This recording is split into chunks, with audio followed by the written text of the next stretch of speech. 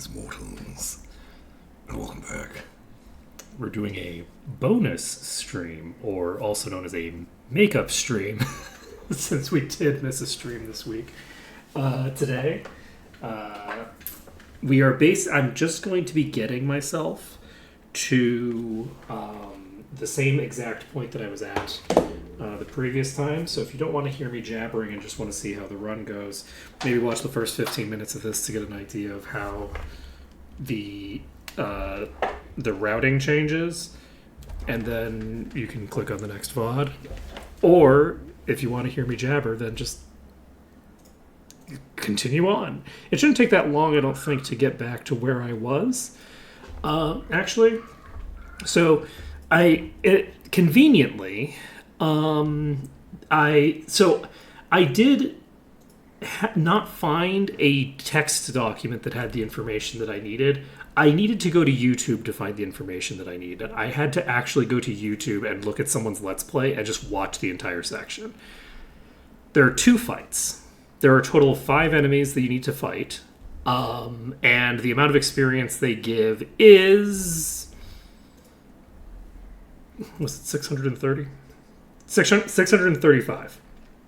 So, funnily enough, if Urshan started out with 30 experience instead of 40, or if they gave 629 experience instead of 635, we'd be in a real rough position.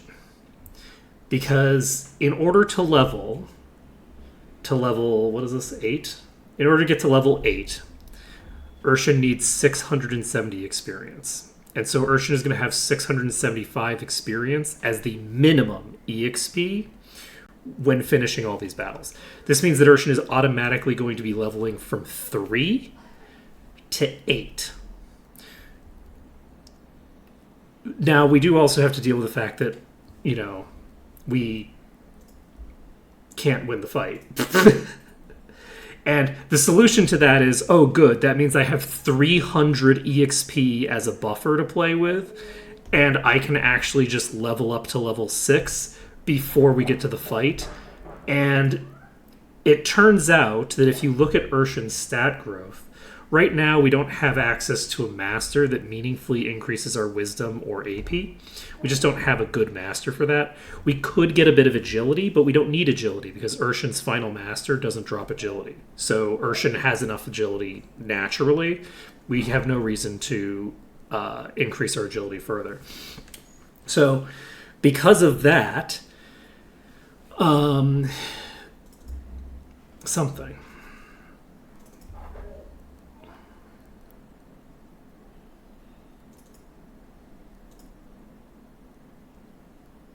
My brain broke. It's because of that, which is to say, this is the problem. You shouldn't use pronouns, man. Pronouns are a problem. If you use pronouns, you're going to lose track of what that is. What is that? I don't know.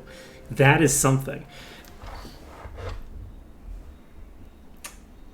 So basically, because of that, we'll be using Una as our master for Urshan. Now, you might say, but you're doing a wisdom build. How could you use a master that drops your wisdom on the wisdom build? And the answer is, shit, man. Urshan doesn't get any wisdom for half of these levels anyway. Like 0 wisdom. So it's fine. It doesn't make a difference. Like Urshan just doesn't get any stat growth in the relevant stats, and I can't get a master that boosts those stats meaningfully. So all of it's just okay for this first 5 levels that I get, we boost our defense, which we do desperately need. The attack power boost that we're going to get out of Una is not, amazing. Doesn't really help me that much for Urshan because of how I'm planning on building Urshan. It'll certainly help me in the short term, but in the long term, not really necessary. But let's make sure that I'm actually setting things up appropriately. I want basically everyone to be under Una, and I'm realizing that I cannot... Okay, Ciaz can't be changed, but I don't need to worry about Ciaz, I don't think.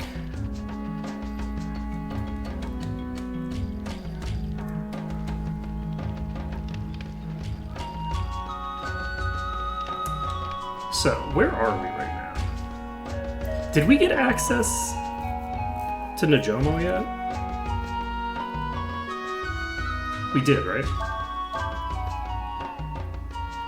Yes. Okay. So you're not you're not Una. Okay. Hey Una, how's it going? Okay.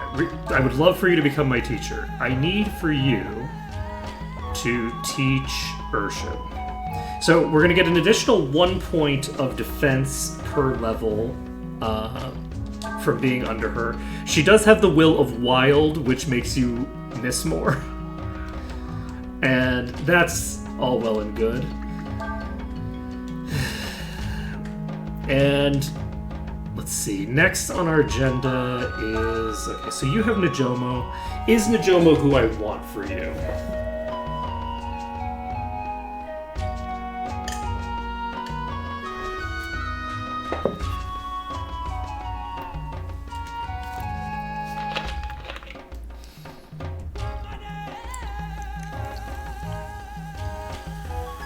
Probably fine, right? I'm sure it's fine. Not gonna worry about it. So Quay is fine. You have Najomo. Is that who you want? I think yeah. It's good to have people under Najomo. Having some agility is good. Probably. It does increase the chance that you get successful thingers. Waste claw, stage claw, blah, blah, blah. 8 fairies.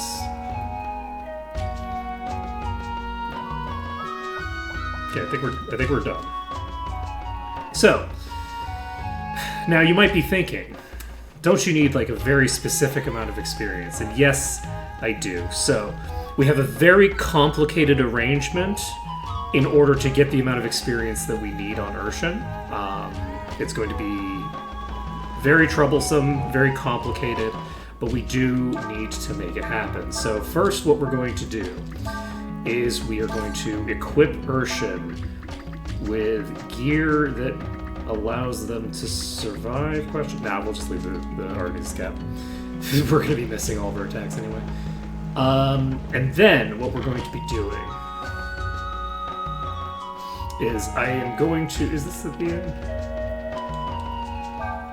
Yes. Okay. We're going to be restoring Urshan's max HP.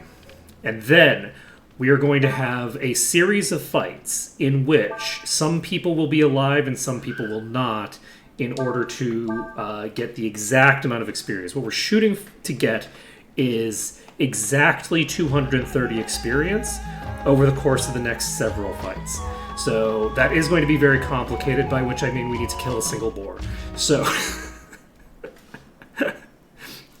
I was going to keep that going, but I'm not quick enough up my feet to think about how I wanted to juggle that. It's fine. So we're going to kill one boar with just Urshan solo, and that will get us enough EXP to get the job done.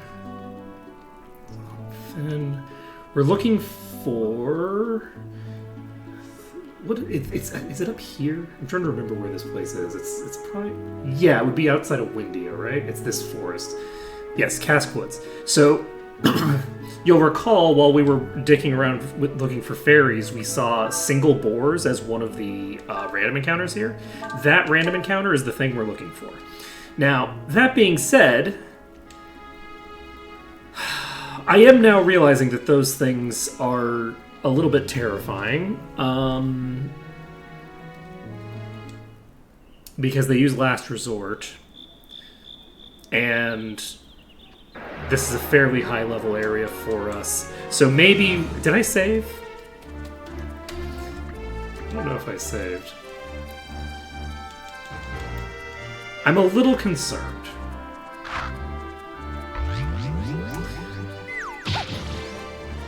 I'm a little concerned.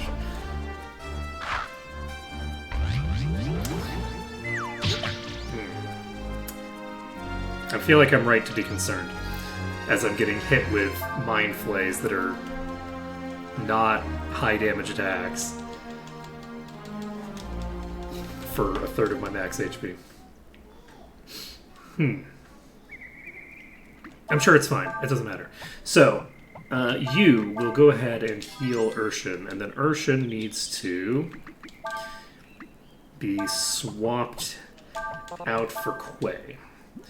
So, we just need one fight. We could, hypothetically, do 2 fights and get the experience with Nina for both of them. I don't want to get any more EXP on Nina than I have to. I don't know how close Nina is gonna be. It is tempting to do it this way, though. You know what we can do?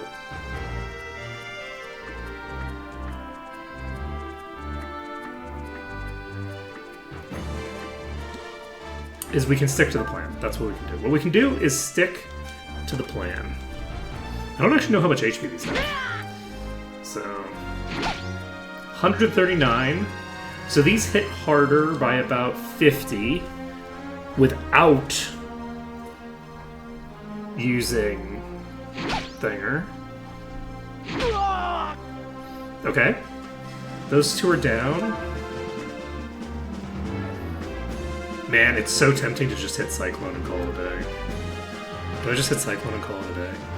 Do we just eat a little bit? We'll just eat a bit of EXP on fucking Nina. It's fine. You need to guard, just in case. I'm gonna eat a little bit of EXP on Nina. It's fine. If Nina ends up getting 1 extra level under her current master, you all can laugh at me, and I will deserve it. So... Okay. I should have looked up their HP total. If they have 1500 HP, I'm in trouble.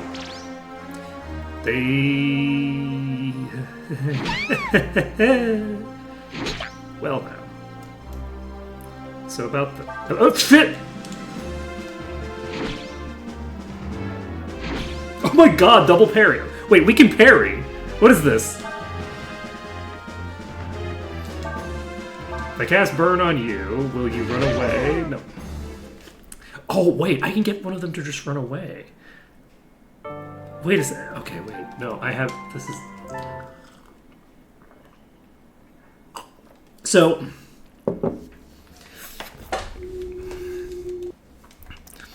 That thing sure seemed to have hit me for 400 damage, huh? Without using Thingamabobber? You please tell me that I saved. If I didn't save after going all the way down there and picking up Una...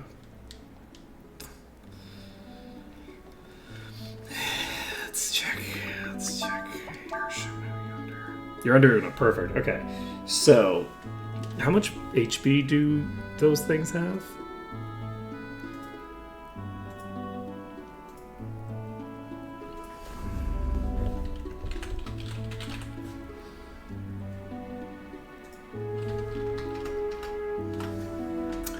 No shot.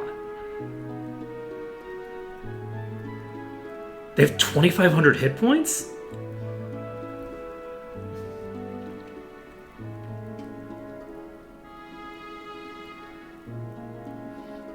They have 30 agility.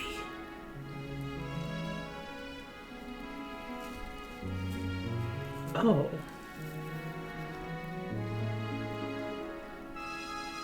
These are like a fucking proper boss, actually.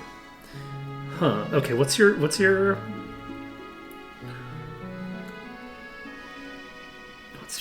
you have 0 fire resist. I can exploit a fire attack to...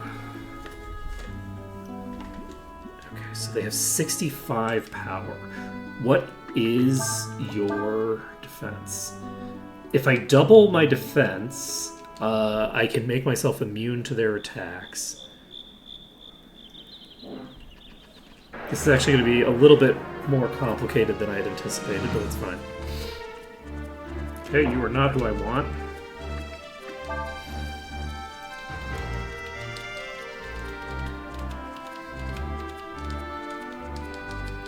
So if I run into 2 of them again, that's actually fine. We don't need to wait for the single, because I can just hit them with a burn. on turn 1, and then I believe they will just have a 50-50 chance of running away every turn.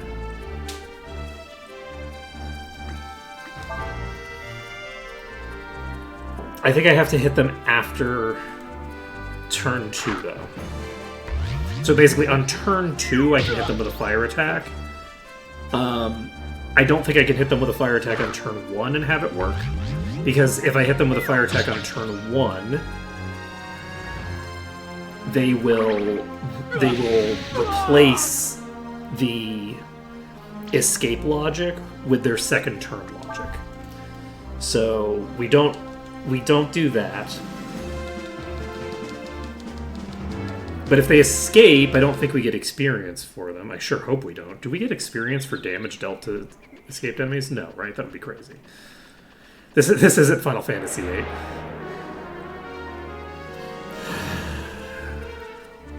Okay, perfect. So, double Bilboa. We will...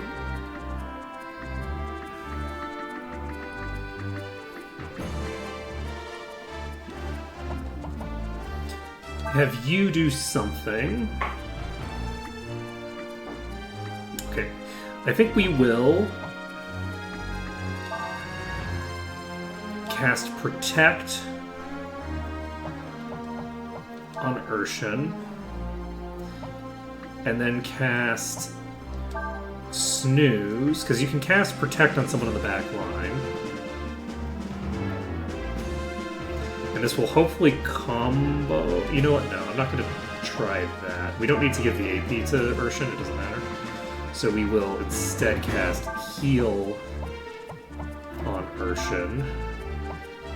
And Quay will...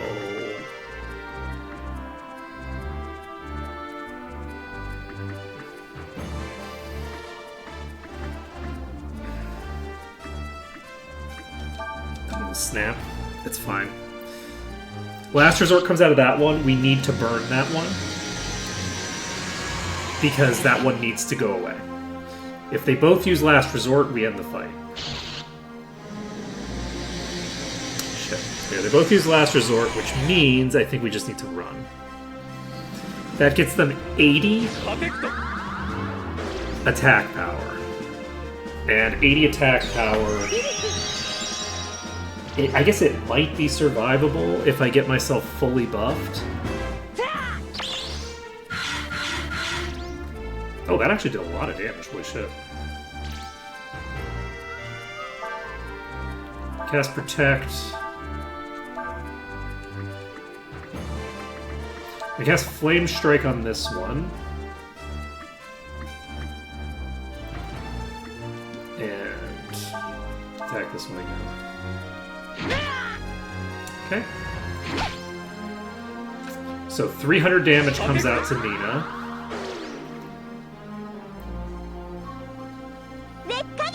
I'm probably going to get myself killed here doing this, but that's fine.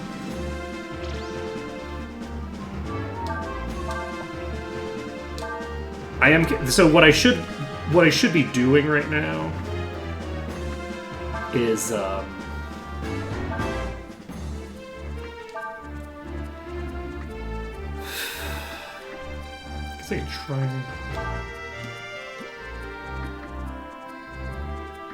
I need to get some damage out on this one.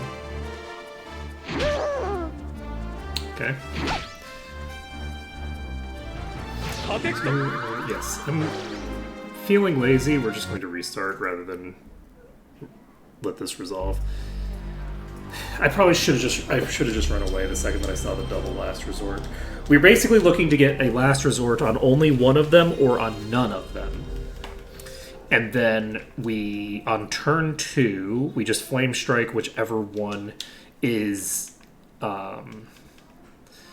using Last Resort. Or just any of them at random, it doesn't matter. They can't use Last Resort after turn 1. Only on turn 1 can they use Last Resort. So what we're basically looking to do is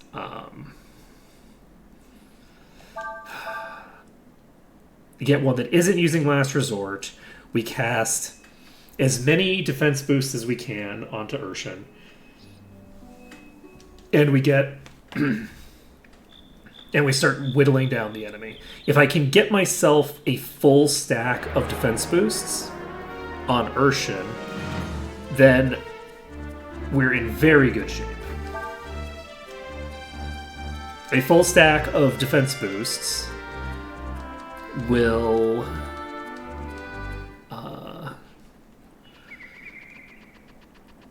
do good work for us. Will basically make us immune to its attacks.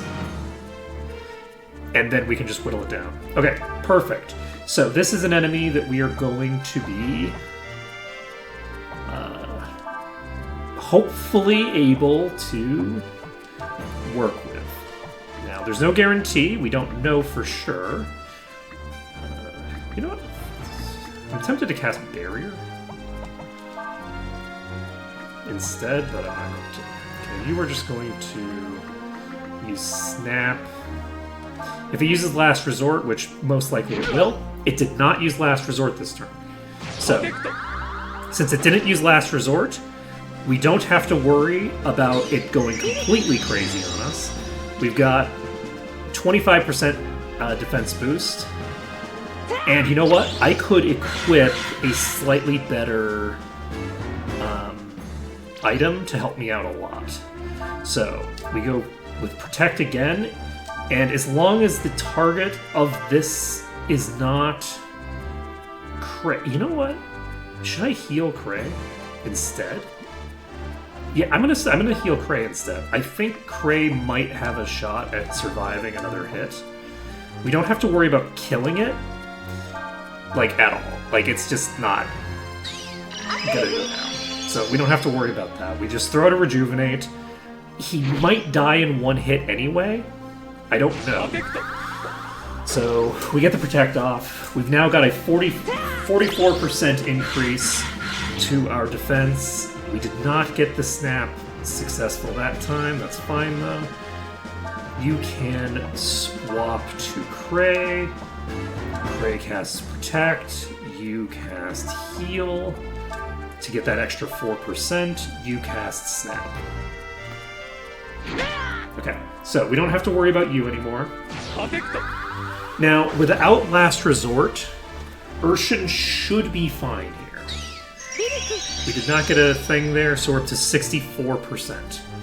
So with 2 more castings of Protect, Urshan should, in theory, be completely immune to its... Well, not completely. I think there will be variance, and in the variance, we might get outspent, but it's not a big deal. It doesn't matter. That's 100 damage.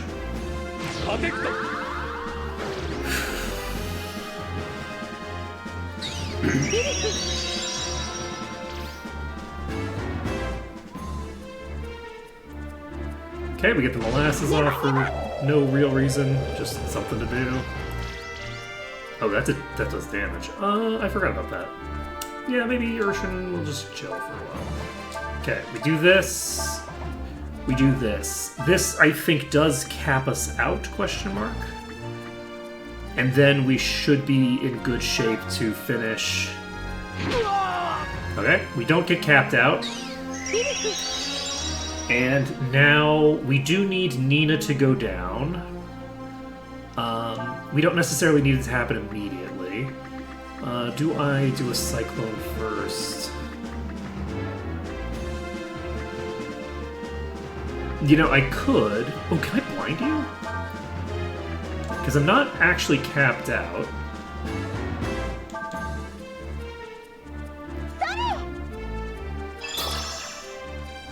We got the blind. Okay, there we go.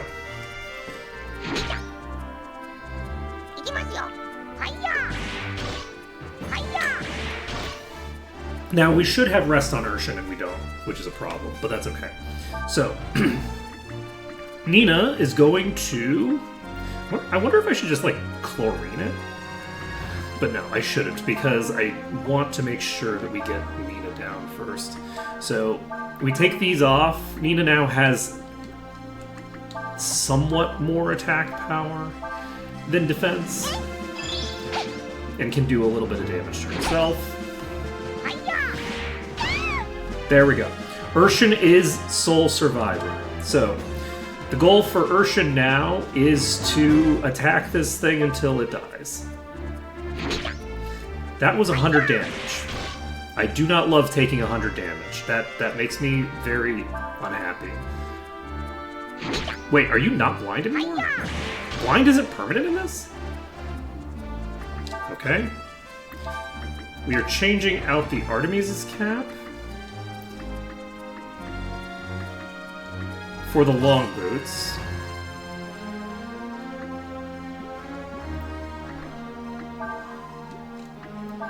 And hopefully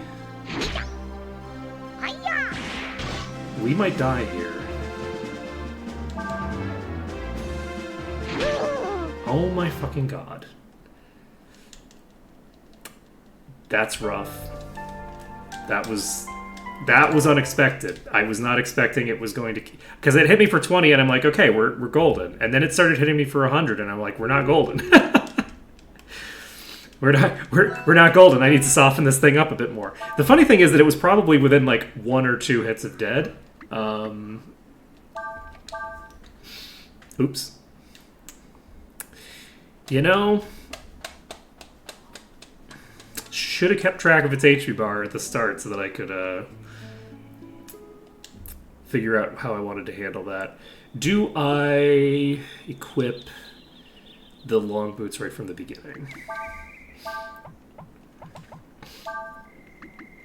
I think I do. Now, conveniently, the game actually seems to track what your current defense values are in combat.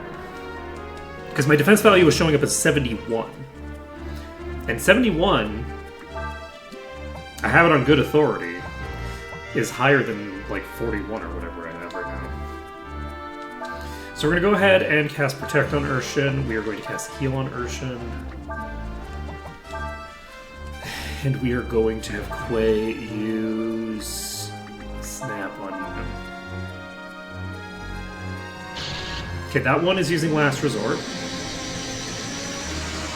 We need to do fire damage to that one on turn 2. And that one did not use Last Resort. I think it's more convenient, generally speaking, to use this fight rather than the solo fight.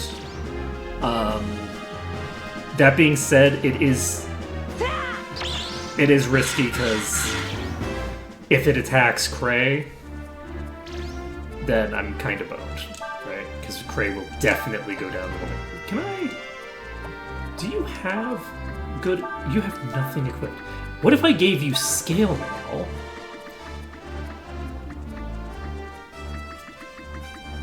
And a Glass Domino? Until you finished accomplishing your core objectives. What if one were to simply do that? Okay, we're going to Flame Strike on this one, and we are going to cast Protect again. And you are going to Snap on this one, because we need to Snap on the one that actually matters. So that is a 900 damage Flame Strike, not too shabby. The Last Resort one comes with a hit to the target that we want it to hit. Now, it's a 50-50 chance that it flees from now on. I believe it will flee. It will have a chance to flee every turn. So it may or may not actually do it. If it attacks, then I'm in trouble. Okay, we have the heal coming out. Come on, flee. Okay, that one is escaped. There's no more Last Resort. We've now gotten 3 Protects up on Urshan. Urshan is not in one-shot range, luckily. And now we just have to continue casting Protect until we're maxed out.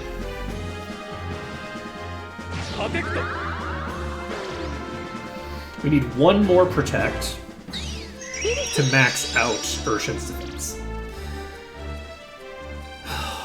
Once Urshan's defense is maxed, we should, in theory, be okay. And we should be able to guarantee that this Protect goes off because I actually put armor on the person casting Protect. I completely forgot I have the Hero's Sword. I have a sword that does Protect. Okay, well, I could have made this a lot easier and didn't need to rely on Ray. It's fine. Don't worry about it. It's fine. So, next on our agenda, we are now realizing that blind is not permanent. I'm going to go ahead and just hit it with a chlorine, and we are going to have Ray self-destruct. Ray does not need to be in the fight anymore. So, I could have you double blow, but there's not really much reason to double blow right now. I'm going to have you guard first. I don't know if Ray is going to actually... Okay, we got the poison. 15! That's much more like what we're looking for. Okay. So, 150 damage per turn is going to come out of that. Cray is going to self-destruct. We will have... I think everybody's just going to attack Ray. Or Cray, not Ray. Okay, this doesn't... Okay, perfect. We just start dealing some chip damage to the Bilboa now. And Urshan has enough damage that I believe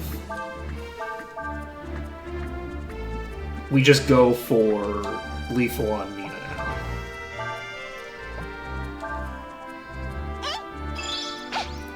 We're not taking quite 0 damage, but we're taking close enough to 0 damage that I'm comfortable doing this. And then, at this point, we should be fine. We're going to take a normal attack first. We'll save the double attack until it's closer to death. Now I'm taking 60 damage. I'm not taking 12... It's fine. It's fine. I'm going to double blow you. Okay. Double blow comes out. That's not as much damage as I'd like it to be, but it's okay. It's fine. Everything's fine. Does it have 400 HP left? Is that what that means? Probably. Okay. I guess not, because it's taking 15 now. It definitely wouldn't have 150 left. Doesn't matter what it had. Okay. 230 experience goes to Urshan. Urshan gets to level 6, gets 10 additional defense, gets a little bit of additional power that I don't care about, and gets 130 max HP. We're done. We have accomplished what we needed to accomplish to get ourselves out of this soft block. And we have Ryu under the master that I would want Ryu to be under for an upcoming fight. So, we are now going to be saving under this second slot, just in case something goes wrong. I don't see what could go wrong, but it's fine.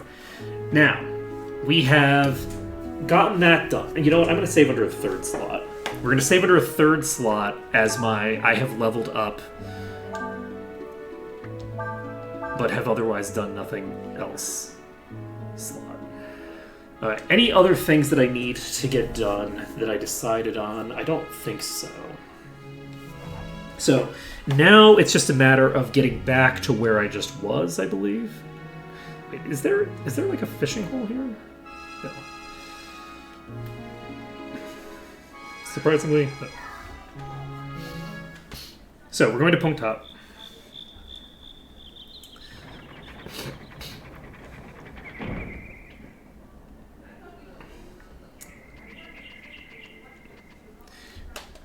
I wonder if the Punk Top feels more like Vietnamese or something, honestly. Like, maybe it's Korean, but that looks to me more like Vietnamese.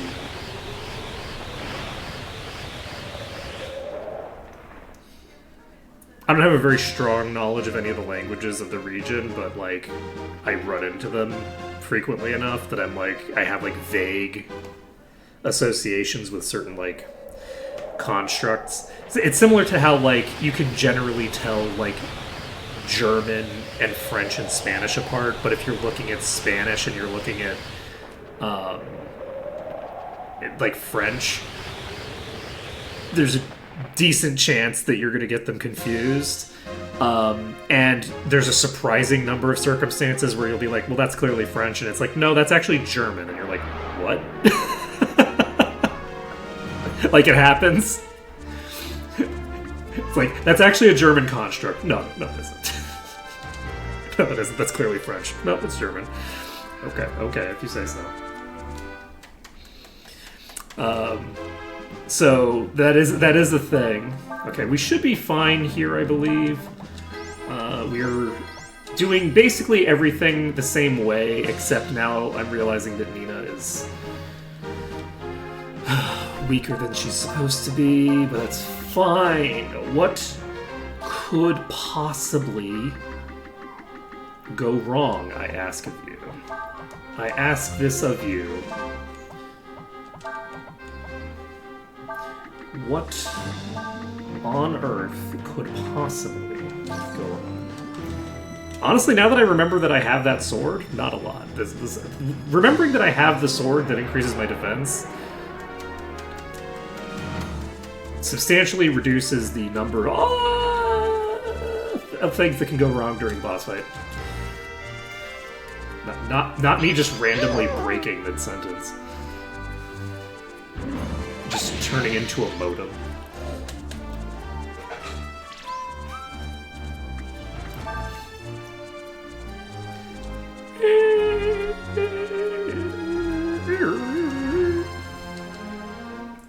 None of the kids are going to get that reference. They have no idea what the hell I'm doing. I don't know that most of the adults do either. That's not really the right tone for that, but we'll go with it. Oh, well, that's concerned. Just pop down here.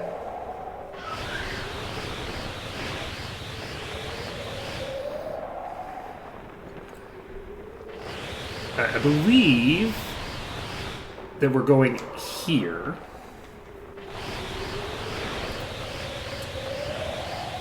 Right?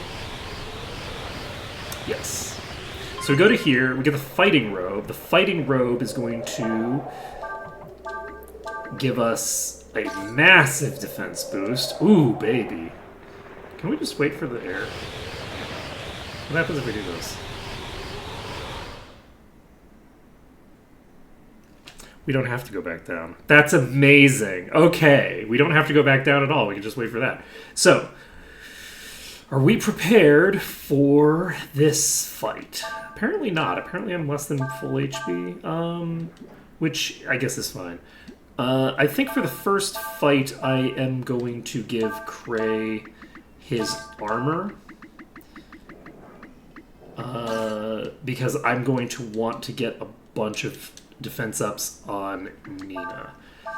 So, we also need to use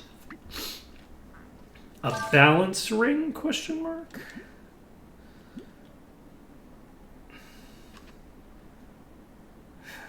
That's probably fine. Now then, we're going to look at the enemy data for these again. And just spam this.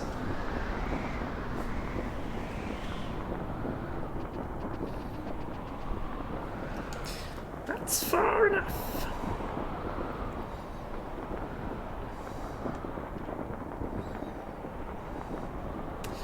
So, these have a power of 72. And 73. So if I cast a single Protect on Nina, Nina should be immune.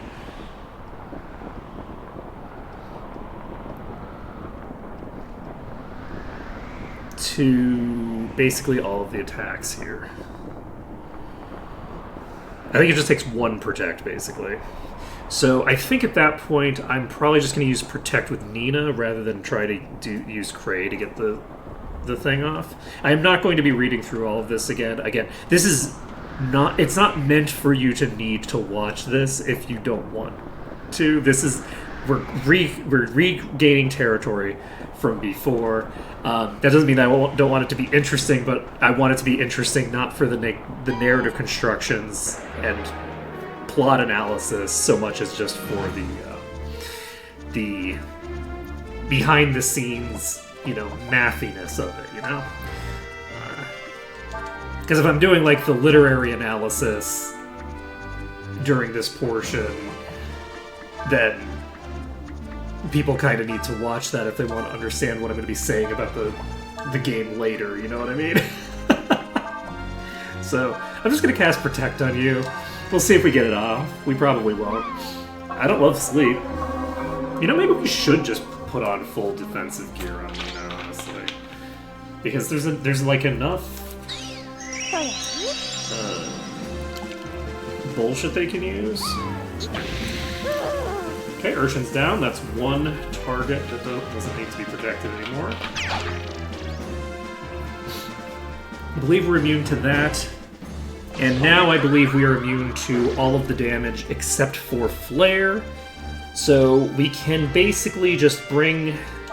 We're just going to spam Rest and have these two try to self-immolate and get the job done.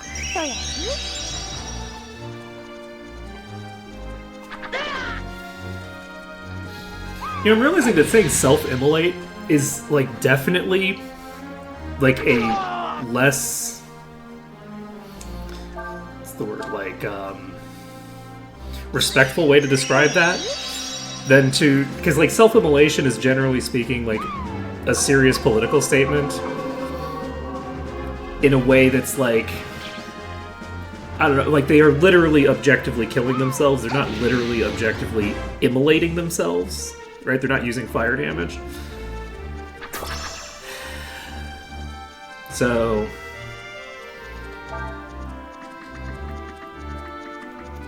Self-destruct works. But self-destruct only uses nickel words. It doesn't use any dime words, much less any quarter words. And immolate? That sounds like that's at least a dime word. That might well be a quarter word. So I don't know, man. How could I get through life without using my quarter words?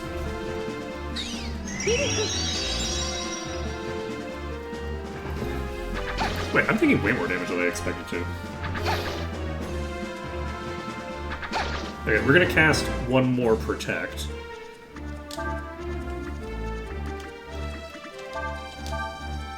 We should do it before they go. And then we will rest our way back up to full.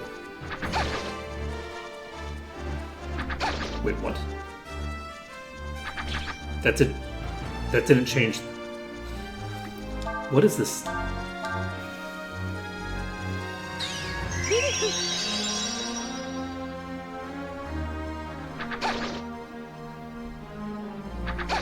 What?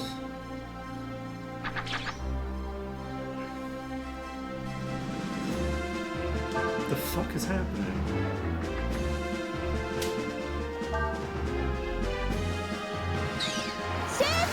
Huh.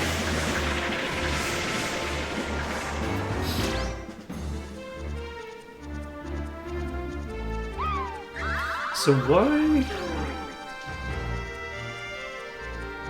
am I taking... Do these not actually use a standard attack? And are using something else that bypasses the defense formula?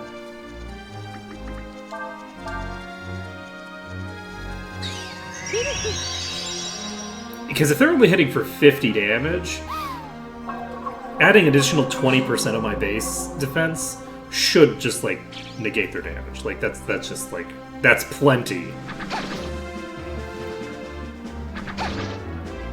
Huh.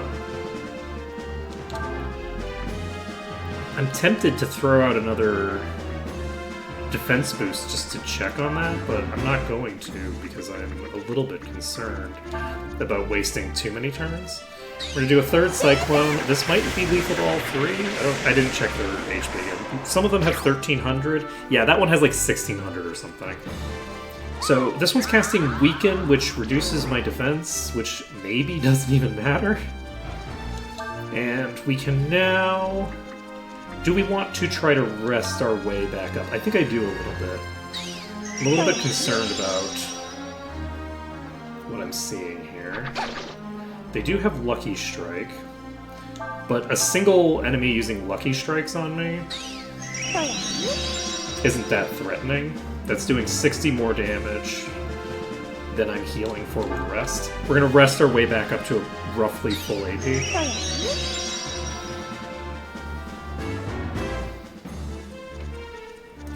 And now that we're at full HP and mostly full AP, we are just going to use another Cyclone, which I believe is lethal.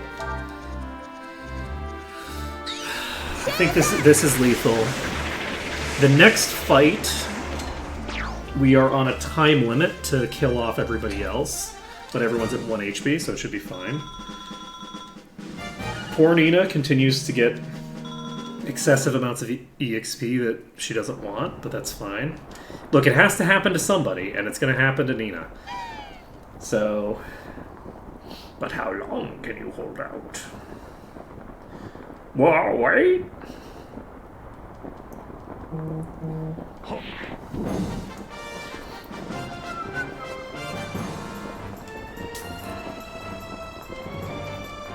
The other possibility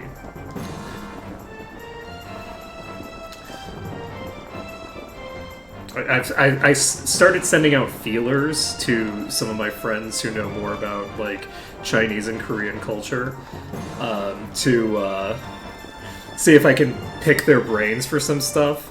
Like I'm realizing that I think so. The dragon names I think are Korean. Maybe they're not, but I think they're Korean names. It's hard to say with like Ryong. Is an interesting word where unfortunately the only pronunciation guide I could find for it was a garbage AI pronunciation that doesn't help at all. But I am going to cast at least one defense buff on myself. What was I saying?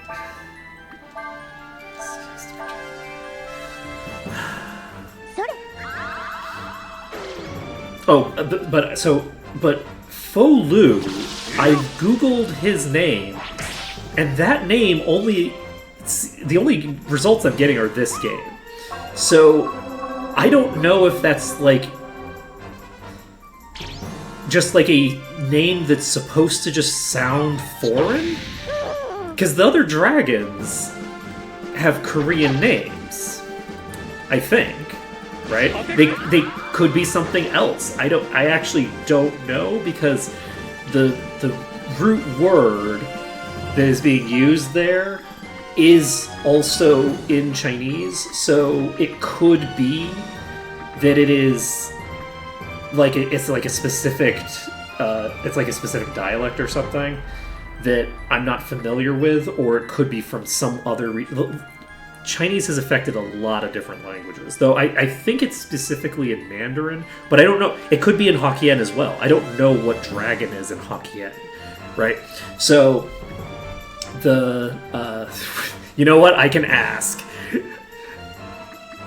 But anyway, but as far as I can tell, Fo Lu is just a name that only exists in this game. And... which is kind of interesting. So, allegedly, you're, like, completely invincible. So, hopefully this doesn't cause a problem for me. I don't think it will. I think we're fine. We're fine to get a little bit of Cyclone action out here. It's fine.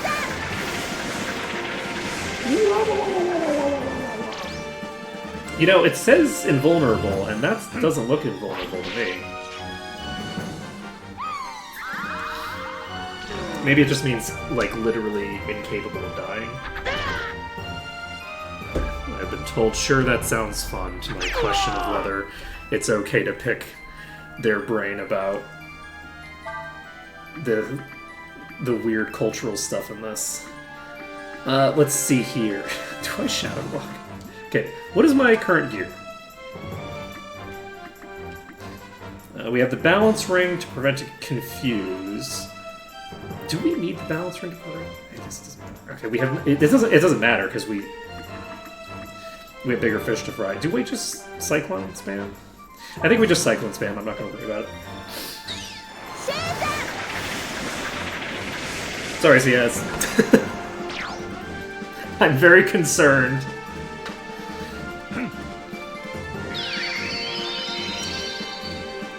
Right, now that there's only 2 targets, I need to focus down the one on the right.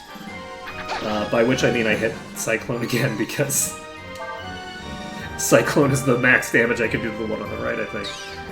Okay, we Cyclone. Again, sorry, CS, but I think you have like 100,000 HP and are literally invulnerable to being killed, so we're golden. We get another 2,600, that's another level under Nina's belt. Again, that's not what we're looking for, but it's fine. We're golden.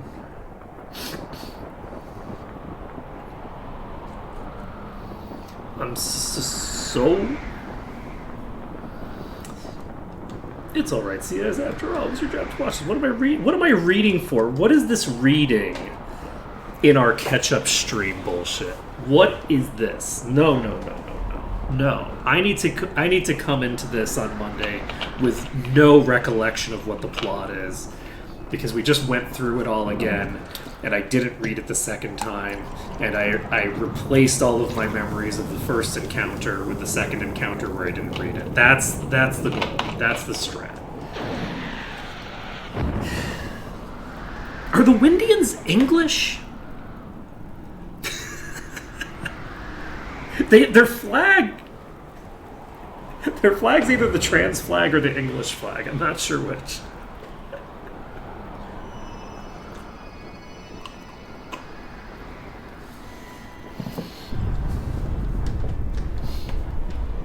I just noticed Nina's color scheme. Is Nina trans?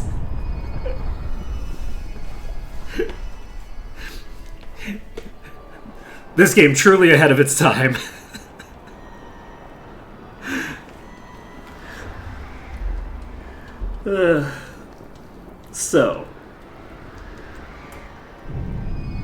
So my thinking for this is that we're basically just going to be getting...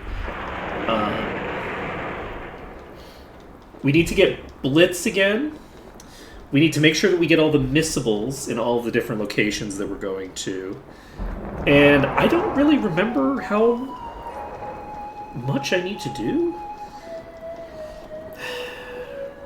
I feel like there's not that much. What's your name?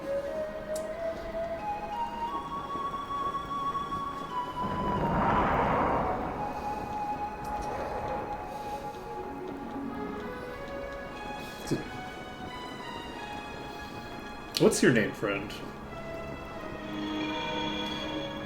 It's like Kyung-ryong or something like that.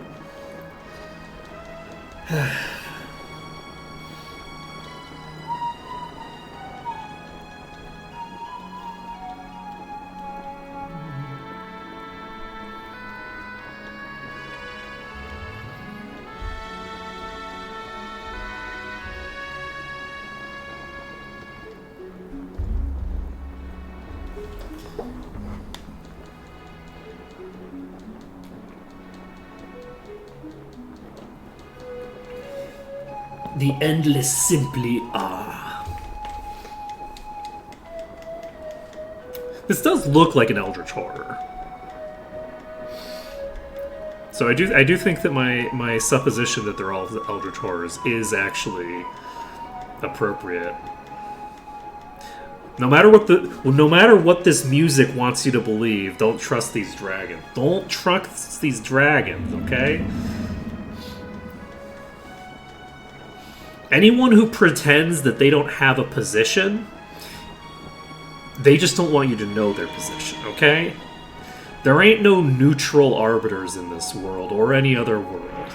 Everyone comes from a perspective, everyone has a bias that they're coming from. And if they're trying to pretend they don't got one, that's when you have to be worried.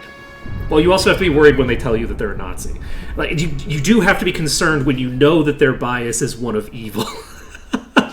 To be clear, when their bias is a bias that is bad, you also do have to be concerned about that. But you have to be concerned in a different way than you do about someone who pretends that they don't have one. Okay, it's a different thing. Like the frame of analysis that you use for these two different circumstances are different. But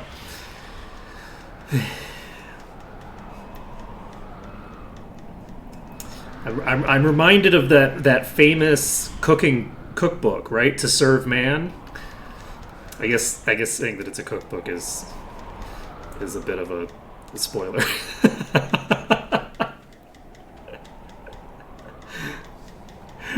Spoilers for that movie, What Got Spoiled by The Simpsons 30 years ago. Is it a movie or is it a book? The To Serve Man thing.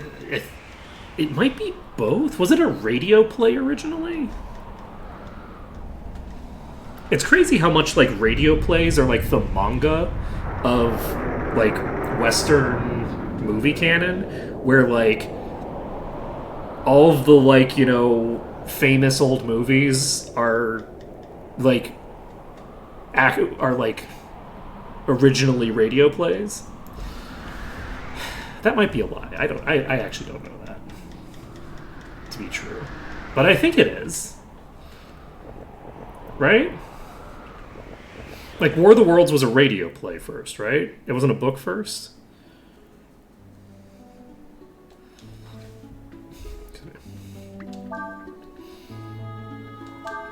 I know things. Okay. So we're going to save over slot 2. Slot 2 is going to be our working save. Slot 1 is pre-level. Slot 3 is, like, pre that boss. So pre, like, point of no return, basically. So at this point, we don't have any fighting that we need to do for a while. We just pop into the Ice Peak. We don't have too much that we need to do here. I think that the bulk of what we were doing here was... I think the bulk of what... excuse me. Was missing is just the thingamabobbers.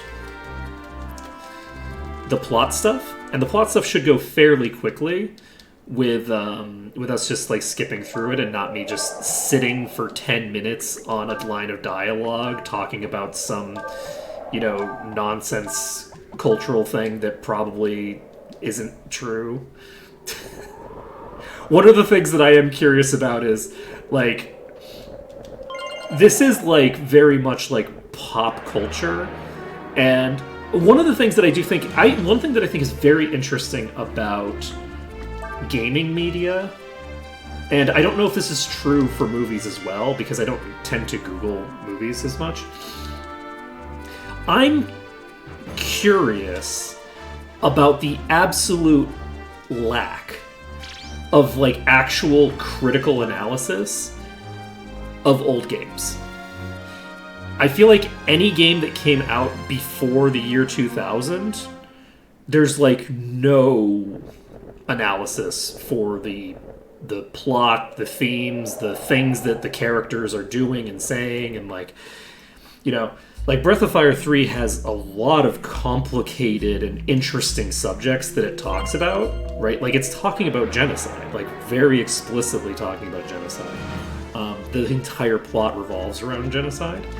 And despite the fact that the entire plot revolves around genocide, there's, like, no...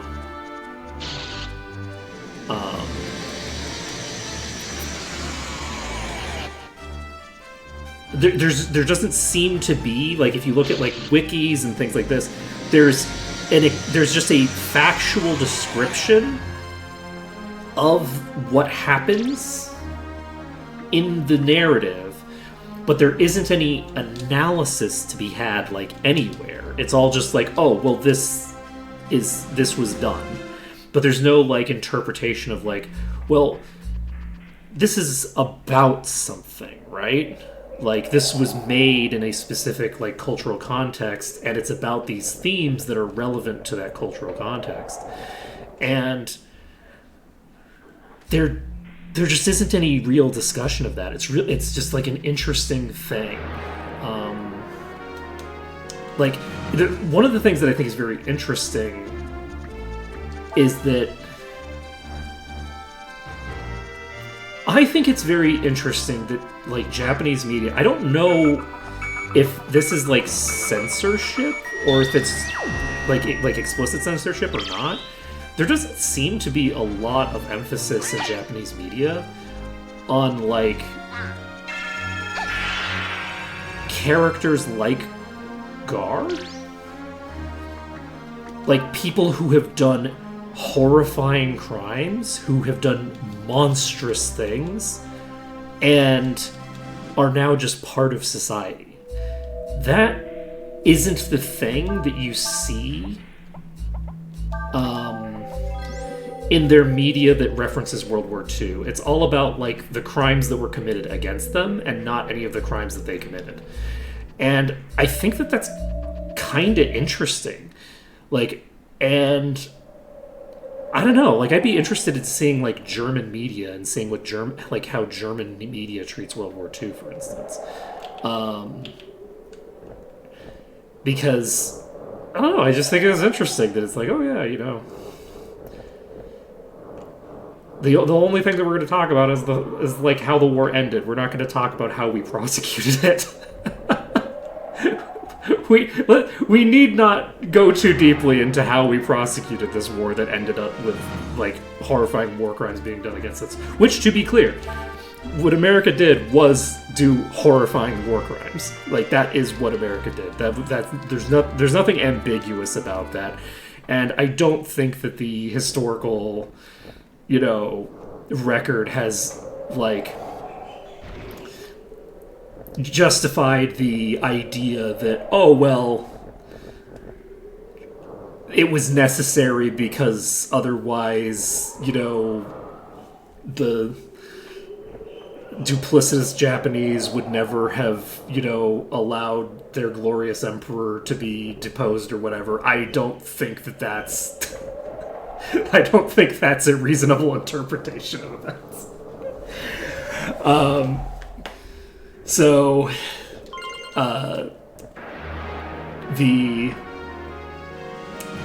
It turns out that was just like some racist shit from the start. Though with that being said, right, like we do see that, you know, like the Nazis didn't stop being Nazis after World War II. You know what I mean? Like look at all the shit the Nazis were up to in South America after World War II for the rest of their lives. You know, because we never dealt with any of the rich Nazis. The rich Nazis, no, they're fine. They were still running Volkswagen the entire time.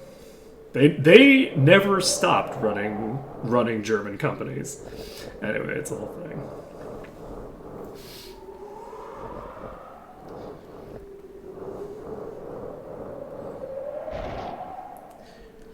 Okay, so that gets us to there. I don't think I want to go there yet. Do I want to go there? Is that? I guess I don't have any other chests or anything that I need to get right this second. Right? I think I've gotten everything.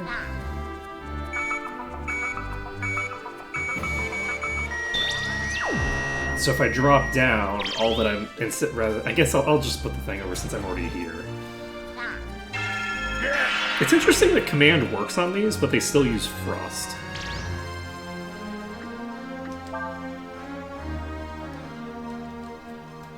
You wouldn't expect frost to do very much damage if they had like one int. So I wonder if enemies are just flagged as commandable or not commandable in this one instead of having like a specific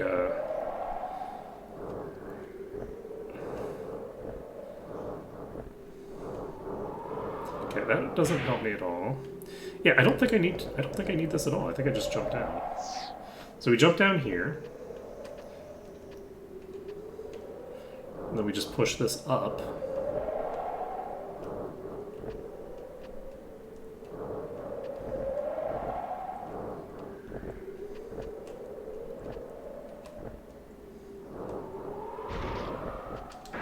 Oops.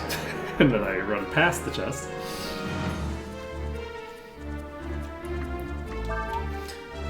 So once we've cleared this out, we have... Is it basically just days 1 and 2? No, we still have like a whole dungeon to do, I think. I think we still have to do the... There's like a dungeon that has like a timer puzzle that should not require that I fight enemies, but which I do have to fight enemies in. Yeah, this time things should go much smoother. With 10 additional defense, Urshan is going to take, from the beginning, a 100 less damage. So there should be 100 less base damage coming out to Urshan. In addition to Urshan having more thinger.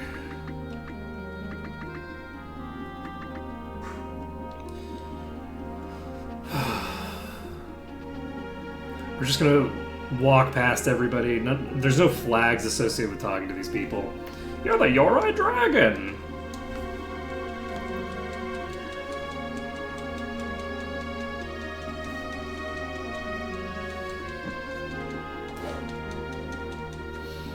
It is actually very funny that, like,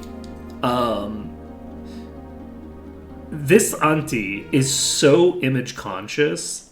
We're doing plot analysis again. I hate to tell you it's happening. Don't worry about it. This auntie is so image conscious that she hides the fact that she has no fucking idea how I got here from all of the other people here. She doesn't know shit, right? She's just as confused as I am. And despite the fact that she's just as confused as I am about what the fuck's going on, she acts like she knows so much, right? Like, when talking to all these people. And then she, like, gets me into a dream by myself, and she's like, okay, but all the artifice down, like, who the fuck are you and where did you come from? What the fuck is happening? Why are you here? What's going on? Right? Like, that, I think, is very funny. That, like, this auntie who lives in a town of, like, 30 people, right? And everybody else in this town knows this auntie doesn't know shit about this dragon because they all are the summoners. All the town is in the same position. They're all this. You know what I mean? Like, she's not protecting her position within the town because the town knows that the town didn't summon the Yorai dragon, right? So this auntie, who the whole existence of her village is meant to be a secret to everyone. No one outside of this village is supposed to know that she exists, is so self-conscious about the fact that she doesn't understand what the hell is going on, that she doesn't want to let the other outsiders know that she doesn't know what's going on, even though, ostensibly speaking, it would be preferable for her for all of these outsiders to have no idea that she knows anything at all. Like, if she had a conversation with us, I didn't want the others to hear this, so I had them sleep. Here in your dreams, we can talk openly. Who the fuck are you, my guy?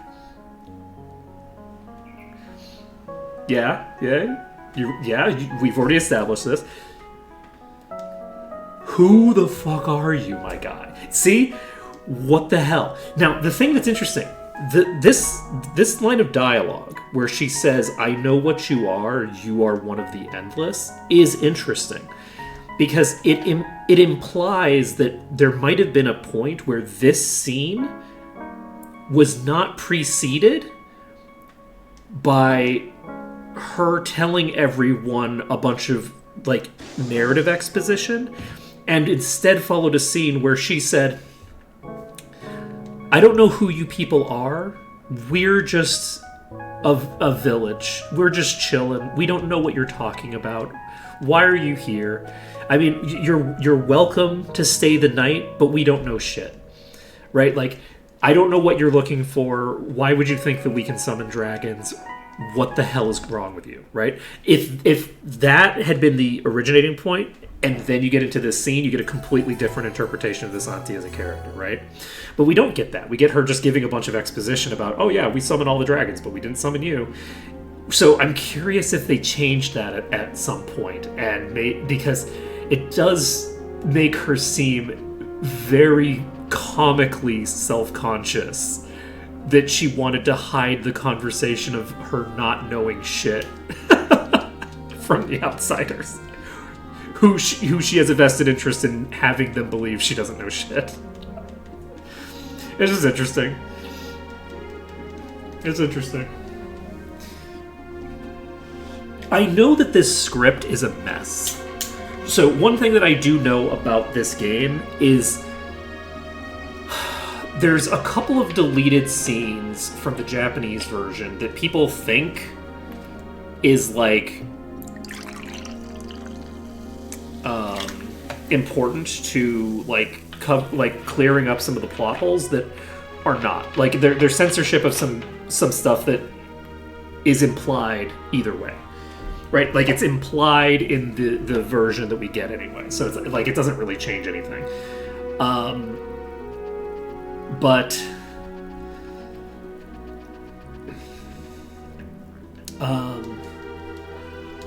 my understanding is that there's characters that, like, just kind of are critically important to the plot, or just kind of drop out of the narrative. And I'm curious to see how I feel about that when it happens. Because I don't hate it ostensibly. So I'm curious to see whether I think that it's like, oh, this is like the script was changed, and so this character that was like critically important in Act 1 and 2 is just not present for Act 3 for no apparent reason. Or if it's like, okay, this character who was very relevant for Act 1 and 2 nopes out and is gone for Act 3 because, like, they nope out, right? Like, there's a big difference between these two things, right? Even if they nope out off screen, I feel like there's a very big difference between, like, this is a character who is being written as being intelligent and realizing the writing's on the wall and they need to get the fuck out of Dodge, right? I don't think that that's a spoiler. In Act 3, in a thing, everything goes to shit. Shock. Everything goes to shit in Act 3 is, I don't think, a spoiler for any given. If you've seen any movie or video game or read a book, Act 3 tends to be where things go down. So anyway, I don't have a strong opinion on that, like right now, and we'll see how it goes. See, this is the kind of plot analysis I should do, the kind of plot analysis that I really shouldn't be doing, because it's kind of got some, like, it's like spoiler adjacent to discuss these things that I don't even remember well enough to really spoil, so that there's that as well. We'll see how it goes. Okay, so there's one item in this version, and then there's 2 items in the other version, right? No. Oh, wait, yes. This is actually correct. Is it? No. GG.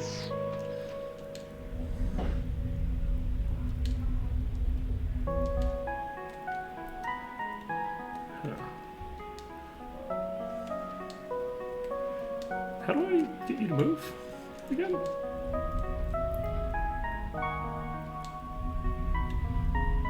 Okay, it's not this one. How do I get... There we go. Not you. What? No!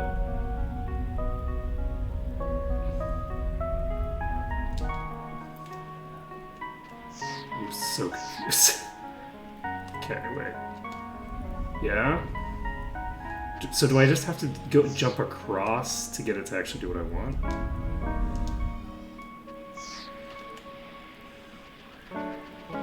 So this rock, man. Okay, so, ooh, right, I do actually have to deal with this fight still. Okay. So, I believe that we have established that this fight is not that bad, right? We just spam wind magic off the bat and then kill everybody.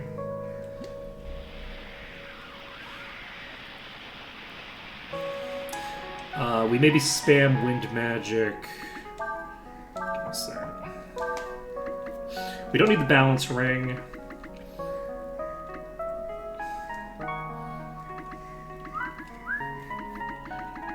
I think I equip the long boots off the bat.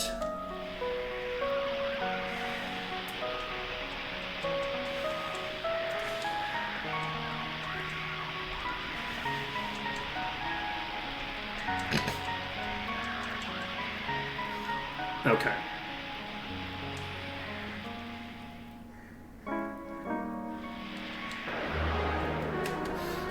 Sorry, I just had kind of an epiphany about something that I didn't understand when I was younger, and which I do think I understand now. There was an interpretation of something that I had that I feel like I have better comprehension of. Excuse me. So we're taking out the Agil first. Well, we might not, because it depends on how much damage we do, but...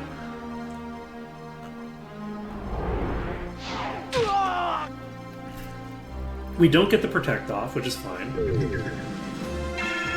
Frost comes out on Ciaz, which is fine. My intention here is basically to Shining Blade onto the water one. And basically we AoE them all to death. Except for the wind one. And then we whittle down the wind one after that. So we Cyclone again. This should be lethal to the earth one. And then we can Shining Blade on you.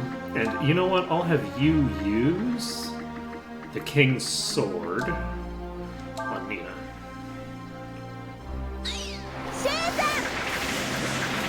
So this should be lethal on the Earth one because it's weak against this. The other two are taking... this thing was within like a few hit points of dead. And we got a 3,052 damage hit there, which is good. Because we want... Do we need 3,500? I think we maybe need 3,500. Fire Blast comes out. That's fine. Does a decent bit of damage to everybody. And King's Sword comes out on Nina. Oh, that's not regenerating. The fire one isn't regenerating right now. Okay, so with the fire one not regenerating, I guess we will have everybody else go down now. Because if the fire one isn't regenerating,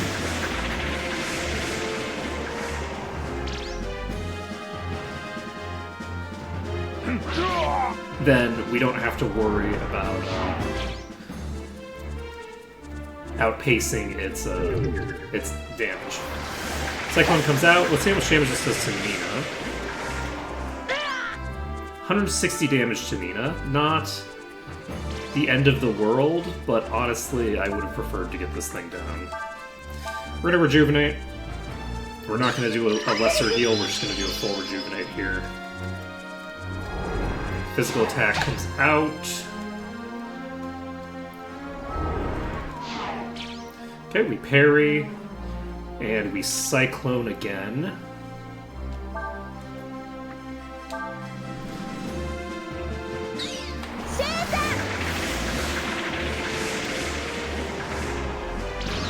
Okay, that one's toast. So, we now have Azius left. Azius is going to be using Cyclones and things like that.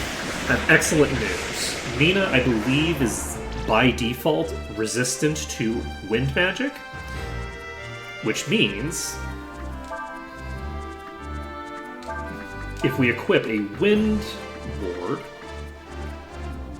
where's Whoa! Okay, I didn't realize that we had a Ring of Wind, which is a different thing than what I was thinking of. Okay. We take those. So, with that done, we now can... do I want to just... I'm going to go ahead and... Because I am nothing if not a coward, I'm going to use a single usage of the King's Sword. This increases my defense by 20%. And now, regardless of what it uses, it should be basically helpless against me. And we can...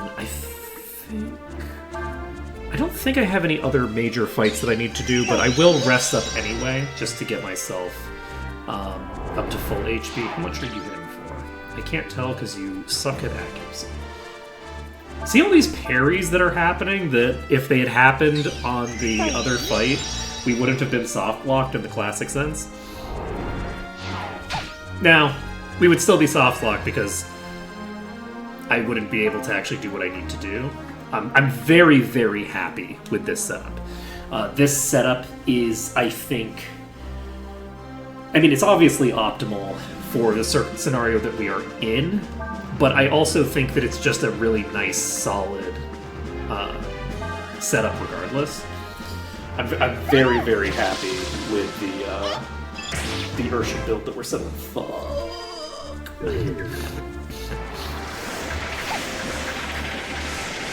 Okay. So, right, so about that. How do I deal damage to you again? Wait a second.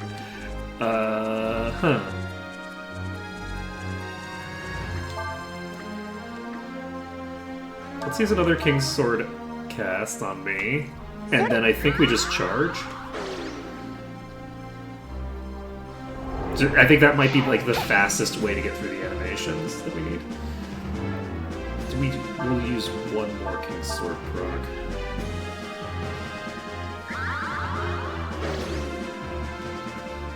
So it did 52. Still doing 50. Interesting. I wonder if they have it set up so that bosses can't have their damage zeroed out?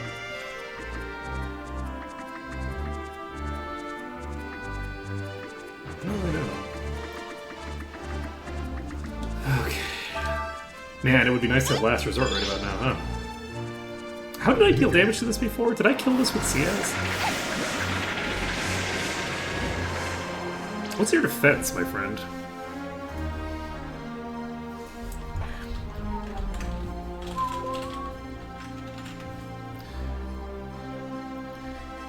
Your defense is 60.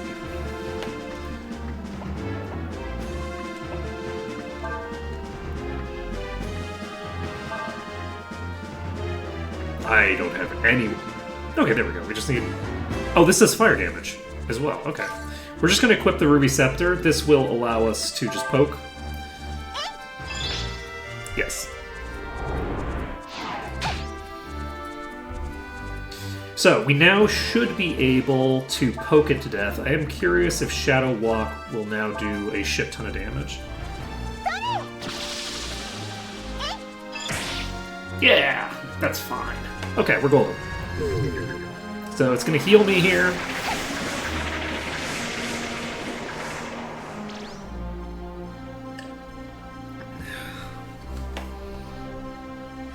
Yeah, luckily, most of the missables are not easily missable. And I now know where they are and how to get them, so... we have, after this point, we have to get Blitz during the Folu section. Folu section? It doesn't... You know, as far as I can tell, it's just a Japanese word. Because as far as I can tell, Folu is not... It's not like a Chinese name. It's not a Korean name. It's just an invention of this game. So, I guess that means we just go with Folu? And the Faux Empire? At any rate, what was I saying? So we have 2 items that we need to pick up there, and then we have 2 items that are on the next next section with her. So that's all we need in order to get all the missables. And I don't think there's any other complications that we have to deal with. I think it's pretty simple aside from that. There's bound to be so many mediums. There's bound to be. Ho ho ho ho. Because see, you bind a body to this. You bind a spirit to the body of a medium. That's how Days works. Is she's bound to the armor. She's looking to be rebound to a medium. So we're bound to. Yeah. Don't worry. We're gonna kick this dead horse all the way to the bank. Okay, don't worry about it. Okay, we have left this area. We could have learned Ebb and Fire. Fuck. Can we still learn Ebb and Fire in part 2? I forgot about Ebb and Fire. Well, let's hope that we can still get Ebb and Fire in part 2. If not, we might have to do it during the Folu section, which would be kind of funny. Because Folu is not a great character to be trying to learn skills on, considering we almost died on the way out last time. Because we have to guard, like, we have to learn Blitz is the thing. We have to learn Blitz, which we take so much damage learning Blitz.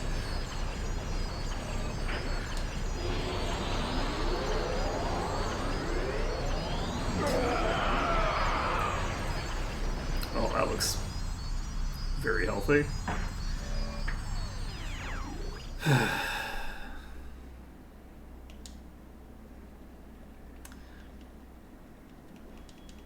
Oh, we had Ebb and Fire. That's what I did against that enemy. Now I remember.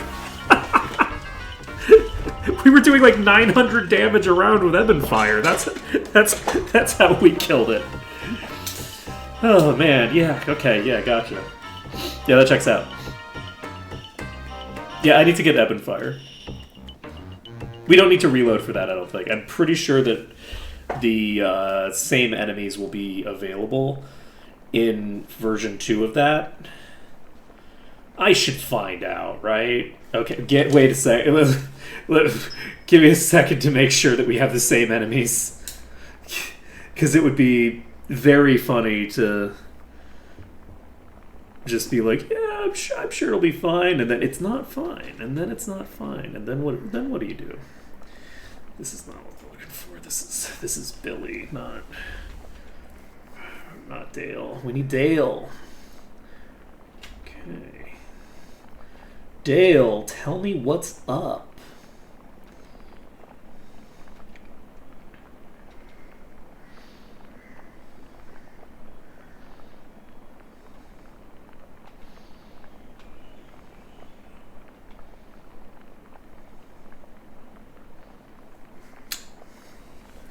Urshan's Mind, Part 2, Enemies, Spectre, and Gulper. So we do still have the Gulpers. Whew. We are fine. So yes, we do need to pick up the Gulper skill. Look, I didn't actually give myself a list of things to do here. I didn't... It's almost like Urshan is, in fact, a different person outside the armor. Huh, imagine that. Imagine that.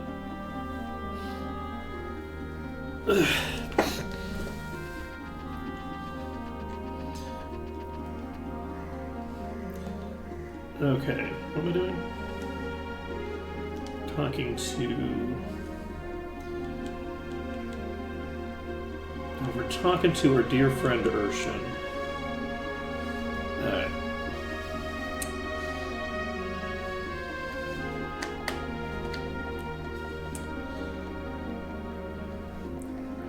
Ray and I are not normal humans. How about you, little birdie? I haven't been paying any attention to the plot this far, so I have no idea what things you people know.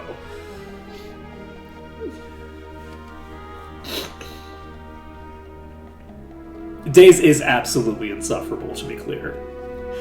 Now, she is right, but she is also insufferable.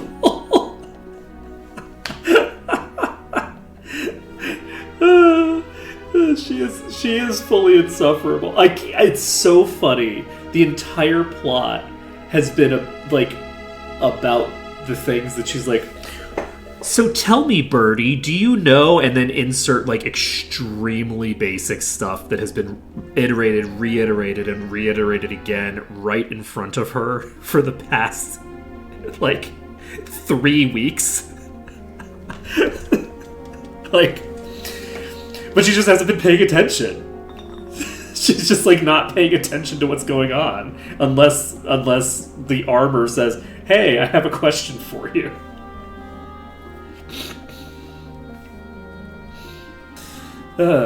It brings to bear the weird way that Urshan speaks, in a very because Urshan's always oh yes, that's what Urshan says, right? And Urshan is never wrong. It's Urshan's talking about Days. Urshan isn't talking about Urshan,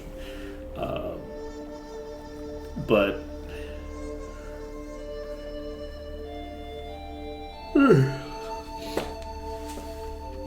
Okay, we save the game.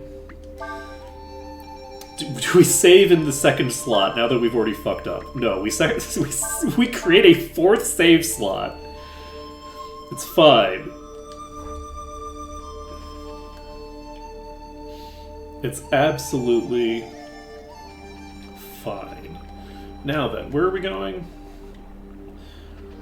We're looking for something awakens. Yada yada yada, you're that fell that Mammy's taking care of, etc., etc. Hello, what are you doing? Accosting my cousin. I thought I told you.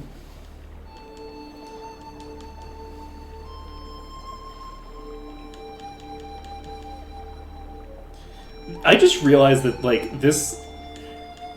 this character, Mammy, is basically a character from she's the generic protagonist of a romantasy narrative.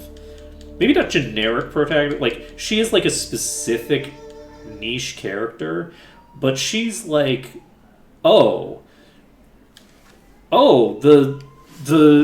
the God King of my people just randomly stumbled into my life. I guess I'm just gonna turn him into a normal nice boy instead of being an evil dragon god or something, right?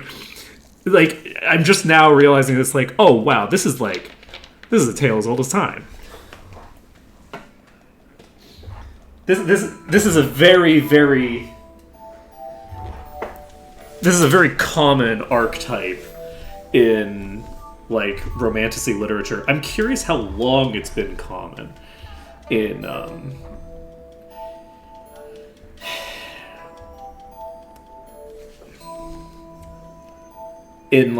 world, because there's a lot of things in this game that to me feel fairly modern tropes that it turns out are not very modern. This game came out in 98 or something. So,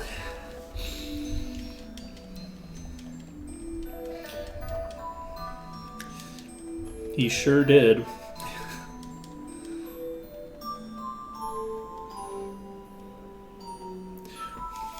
How about I make you whole? I could do that for you. Look, he's so dark and brooding. How did this not occur to me earlier? She's the protagonist of a fucking romantasy book. He's the I don't know, Cold Duke of the North or whatever. He's not a Cold Duke of the North because he's not a duke. He's the I don't know what the like manhwa like descriptor for it would be. I'm sure there's like a specific trope archetype of like the like, you know, evil god king who's like actually, you know, kind of just like a soft boy on the inside kind of thing. I'm sure that there's a word for that, but I don't really know. I don't really know what it is. I can change him. I can change. Hello, child. Yes? Excuse me.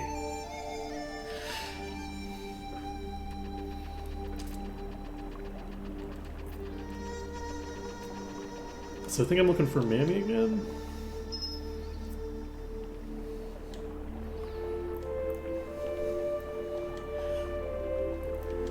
Wert thou wise, thou wouldst have nothing more to do with me. Thou shouldst not involve thyself in... How did I not see this earlier? How did I not see this?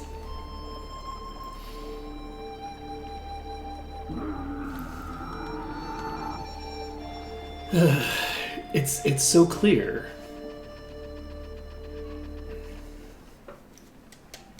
The scales have fallen from mine eyes, and now I see clearly that which lays before me.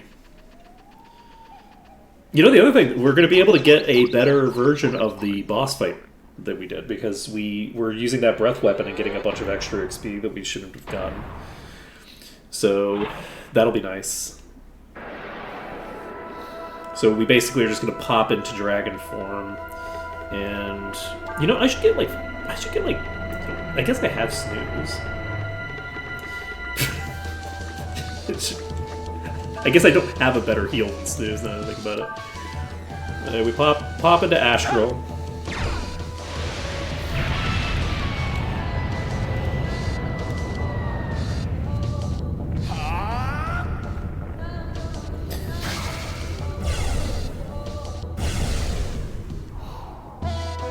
I should find out what the lyrics to this are.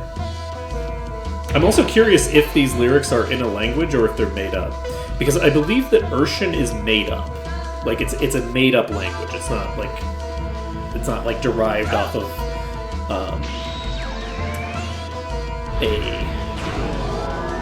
an actual language. Now, I could be wrong on that, but that when I've read the things, people have said that it's within the language of such and such culture in the game, which implies to me that it's not a real language. If it meant that in a real language, you would expect people would go, oh yeah, it means master in Vietnamese. Right?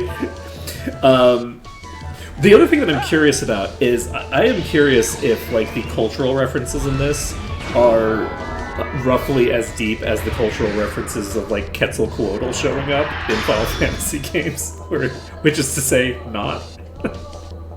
Like, it's like, oh yeah, it's like we're gonna throw out a couple of like Korean names just for shits and giggles, but like there isn't any deeper like tie to like Korean folklore or anything like that. It's just we thought it'd be cool to name the dragons in Korean because Korea is a foreign country and they're from outside of the place, right?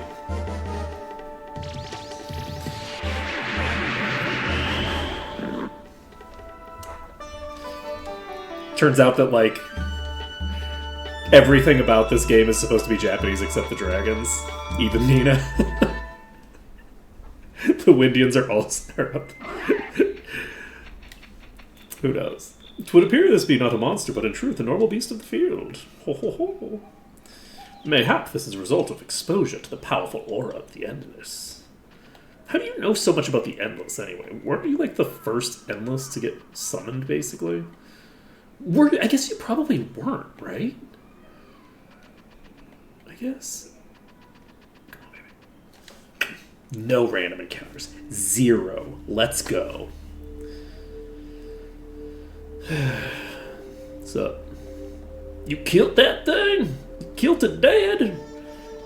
You that fellow that Mammy's been shacking up with, ain't you? What's up? Man, I'm chill. We're chill. Easy fight. Easy fight.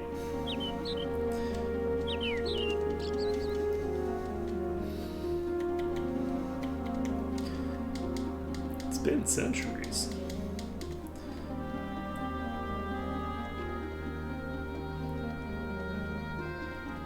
Yeah, he does seem to have a great propensity for surviving, at the very least.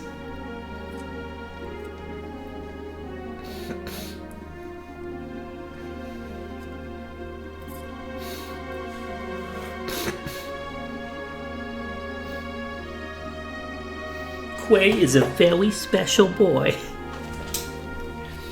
I don't know how to explain it very well, but the reason I'm here with Quay right now is because I just want to be. And why do I want to be? Well, we don't need to go too deeply into that. It's not like I've fallen into a vortex of his influence and can do nothing but serve his agenda. But unfortunately, he has no agenda because of his nature as a silent protagonist. Okay, actually, you know what I'm going to do?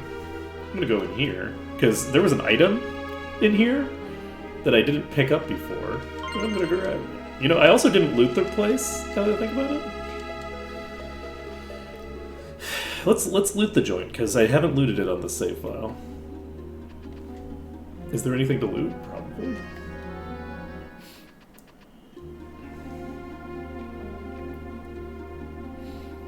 Oh, okay, well. Looks like she ain't getting up for nothing. There is a way to wake her, but it's not the safest thing to do. You know the other thing, man?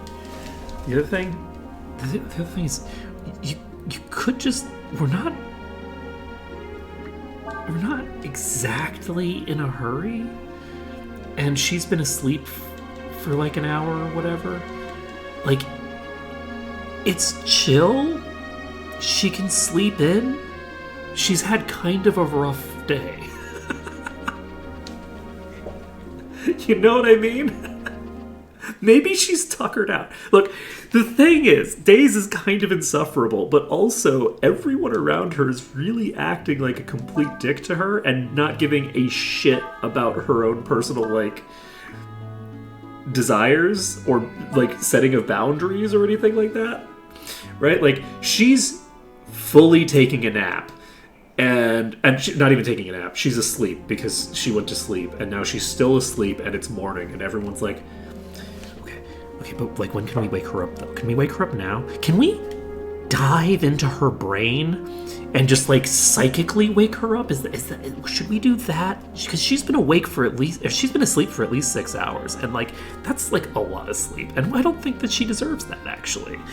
Like, it's weird how quickly people are resorting to like intruding on her brain, right? Like, it's kind of weird. It's messed up. It's messed up to do this. Now, we're going to do it, to be clear, because it's the only way to progress. But, like, I feel like we could just wait an hour, and then in 12 hours, if she's still not awake, we go, maybe we should try, like, to touch her, like, shake her awake. And then maybe after 24 hours of her being asleep, we go, okay, this is actually, like, a concern. We should probably wake her up. And then we do like the psychic shit, okay? But like, you do the psychic shit not when it's convenient for her to wake up for you. You do the psychic shit when it's like, oh, she might be in, like, her or the medium or both might be in danger, right? Like it is a health hazard that she is asleep for this long. It's concerning that she's still asleep. Let's like manage this risk by doing it. The reason that I'm heading back the other way is because we do, in fact, need to pick up an enemy skill here. I do not want to try to pick it up with Folu.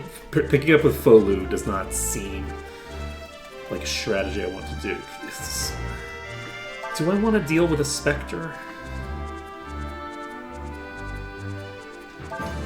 Let's try Arrest, Snooze, Heal combo. Actually, we don't need to do that. Let's just do Arrest, Heal combo. We only need to get 1 AP into this thing, and we guard. We did not get a combo, because you have haste. I'm a dope. I needed to have Ryu go first. It is using Leech Power, and that's fine, I guess. Beautiful. Feeble comes out, that's fine.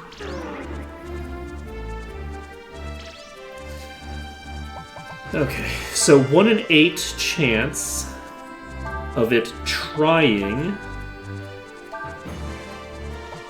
to use Ebb and Fire on any given turn.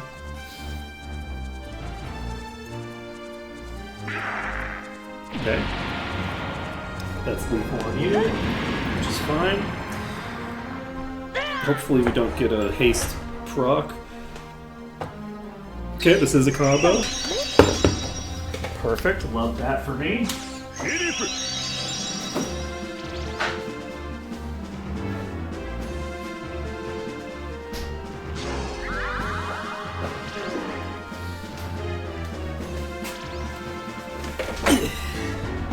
Would have really sucked if I had come through all this and completely forgotten about Ebb and Fire resistant, huh? I feel like it's probably better. It's probably better if I do this with more enemies that can actually cast Ebb and Fire. You don't have enough for Inferno, so the nice thing is, because they don't have enough to cast Inferno, they don't waste the API. So, unfortunately, I did walk away, so I saw that the combo went off. You can't cast Stone Pillar? Wait. What did you cast? Did you cast something? After I did the thing?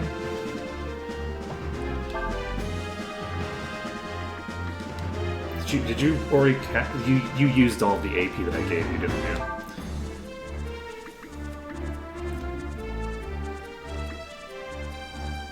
Wait, no, I gave you 1 AP probably after you need to. I gave it 1 AP, but it used a bunch of AP on Stone Pillar earlier.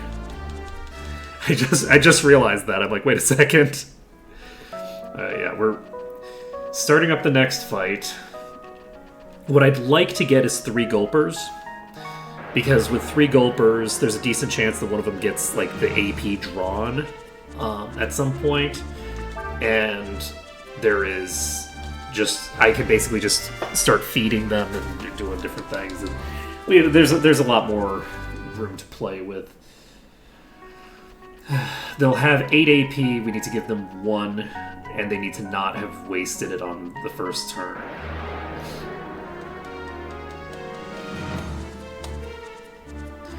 Okay, I do not really want to fight you, because I just want to go for the one that is going to give me what I want. So...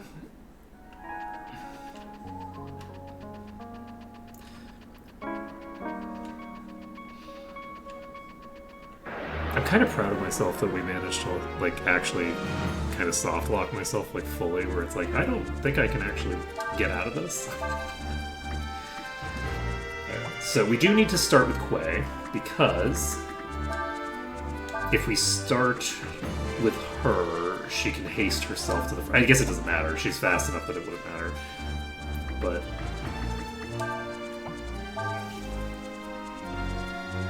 Leech Power. I actually love this.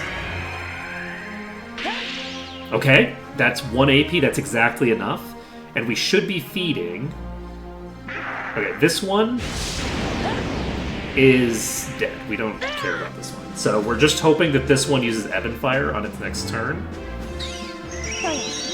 Unless we get, like, way more... that I'm expecting. Yeah, that's just one. Nothing. Nothing at all.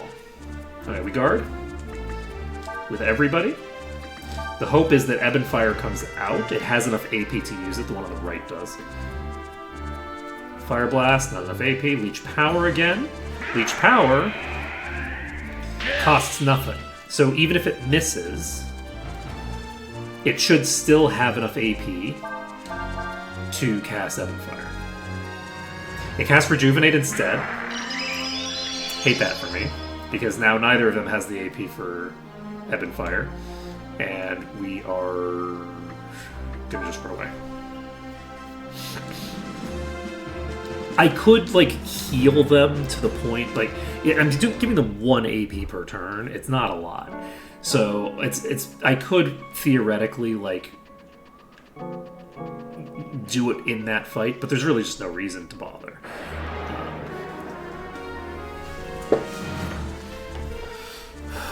There we go, we got a triple.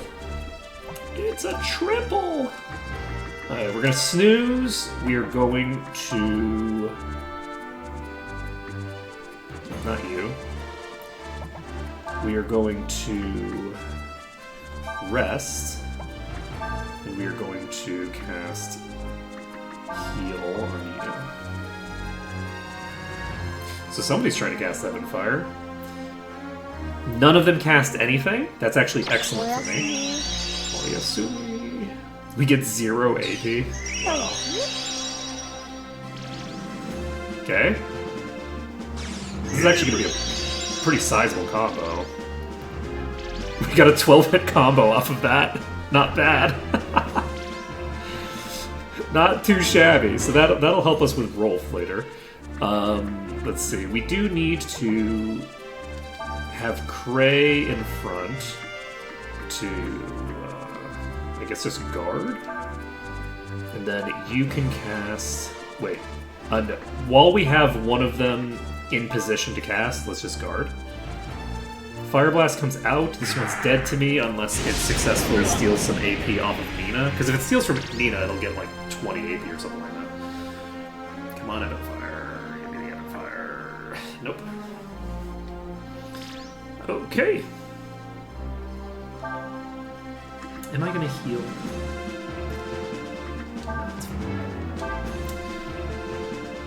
Not enough AP for Ebb and Fire.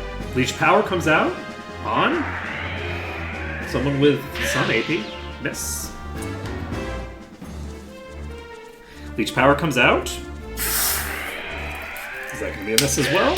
It's 1 AP, doesn't matter. Fully irrelevant to me. Only one of them can currently cast Ebb and Fire. Ooh, I'm lucky that I can't cast the other spells, because getting hit with death would be not fun. Ebb and Fire. Ebb and Fire! Oh my god, we just learned Ebb and Fire. Let's go! And on the most useful character to have it, too. Great. Nice. Okay, good job, team. So now we just run away, and we have dealt with that. We still have Blitz that we need to learn with Folu, whatever his name is, and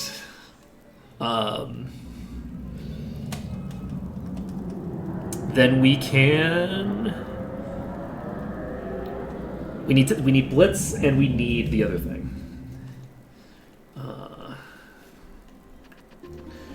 What's it called? Excuse me. Blitz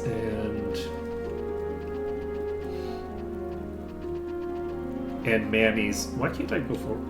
Oh. Look, I can definitely tell what elevation I'm at. Don't worry about it. I should be able to save here. Hello, travelers. Seeking rest? Not really. We're just seeking a save. So, the hope here is that everything goes great and according to plan. We'll see how it goes.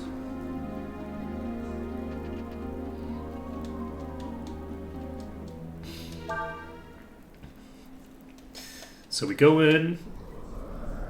We've got Ebonfire. I don't think I need to move Ebonfire over. This is very much a famous last words kind of situation, but don't worry about it. And we can pop on out of here.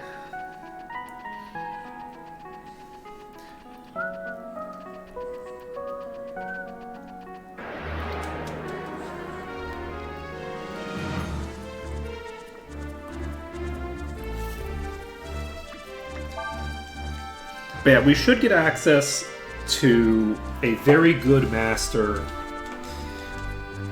in the next stream that will make our life a lot easier. We'll have 2 characters at that point who can level up. I might even be able to get Monopolize at that point. I'm not really sure. Might be able to, might not be able to. It'll kind of depend, because I believe things open up a bit soon. But I don't know if they open up enough. Like, I just don't remember the like cutoff points for different things well enough to really have much of an idea.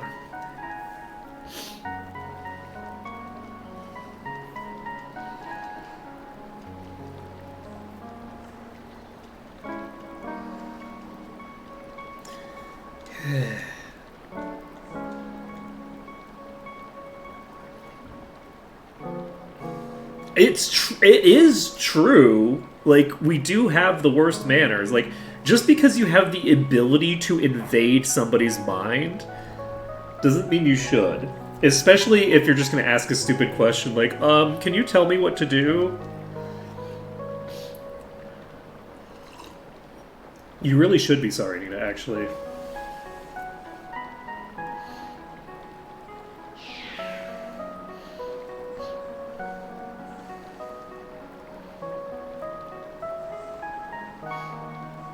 I mean, look, she is spitting. Like, she is cooking.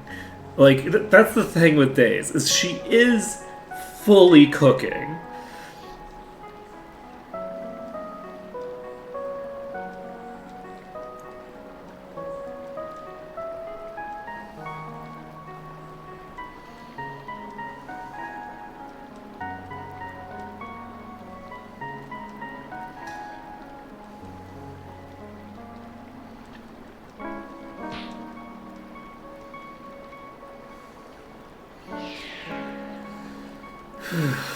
Blah, blah, blah, blah, blah.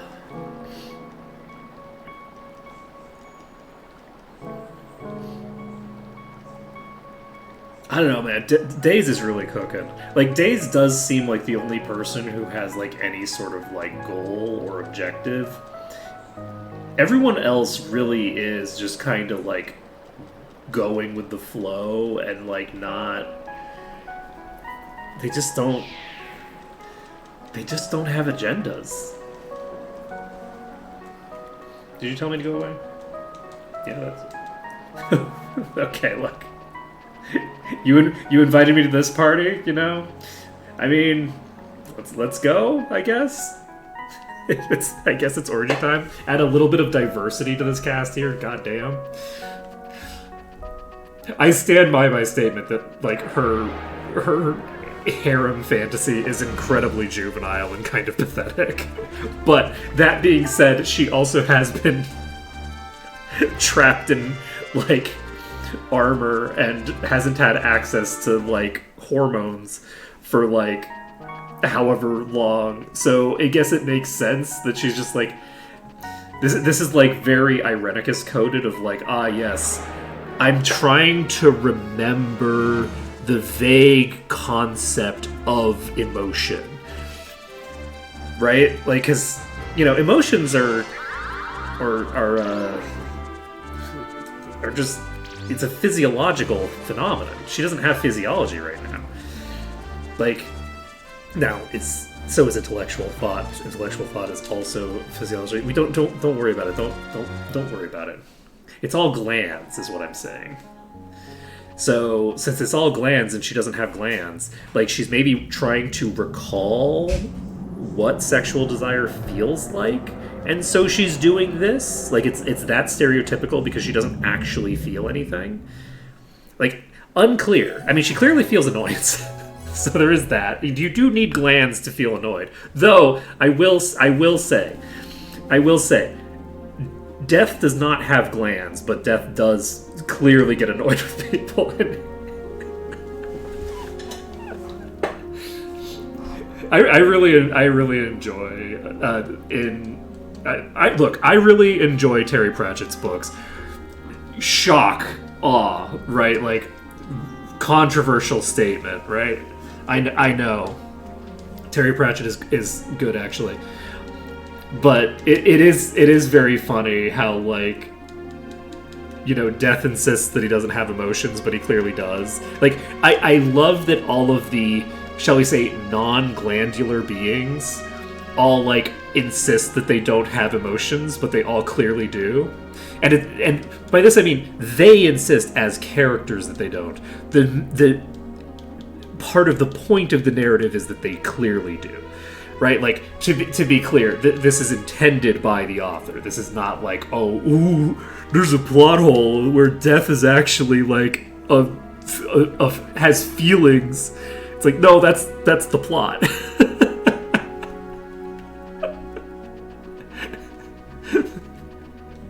That's the plot, actually. And no, that's not a spoiler.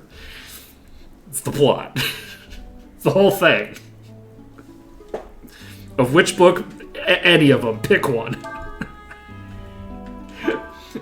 Any of the ones with Death in them. Which ones are that? All of them. Death is not in every book. Death's in most of the books, though. Actually, that's probably not true. Death is probably only in like 40 or 30% of the books. Actually, well, that's not necessary. Death might actually be in the majority of the books, like in some capacity, because like even if it's just for like a scene, I feel like there's a decent chance that he's going to show up in at least one scene. Okay, so in this scene, Urshan stops cooking. Okay, this is the scene where Days, in fact, is not cooking.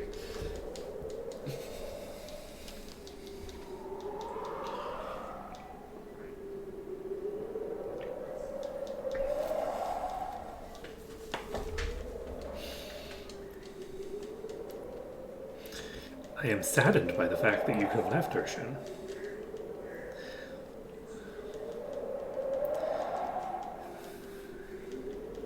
It's so crazy. The pronoun swap is so crazy.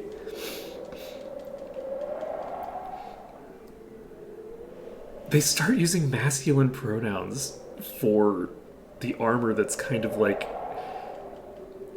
pretty explicitly a girl, right? Like Urshan never says, like, Urshan, there's never a point where Urshan corrects someone's usage of femme pronouns earlier.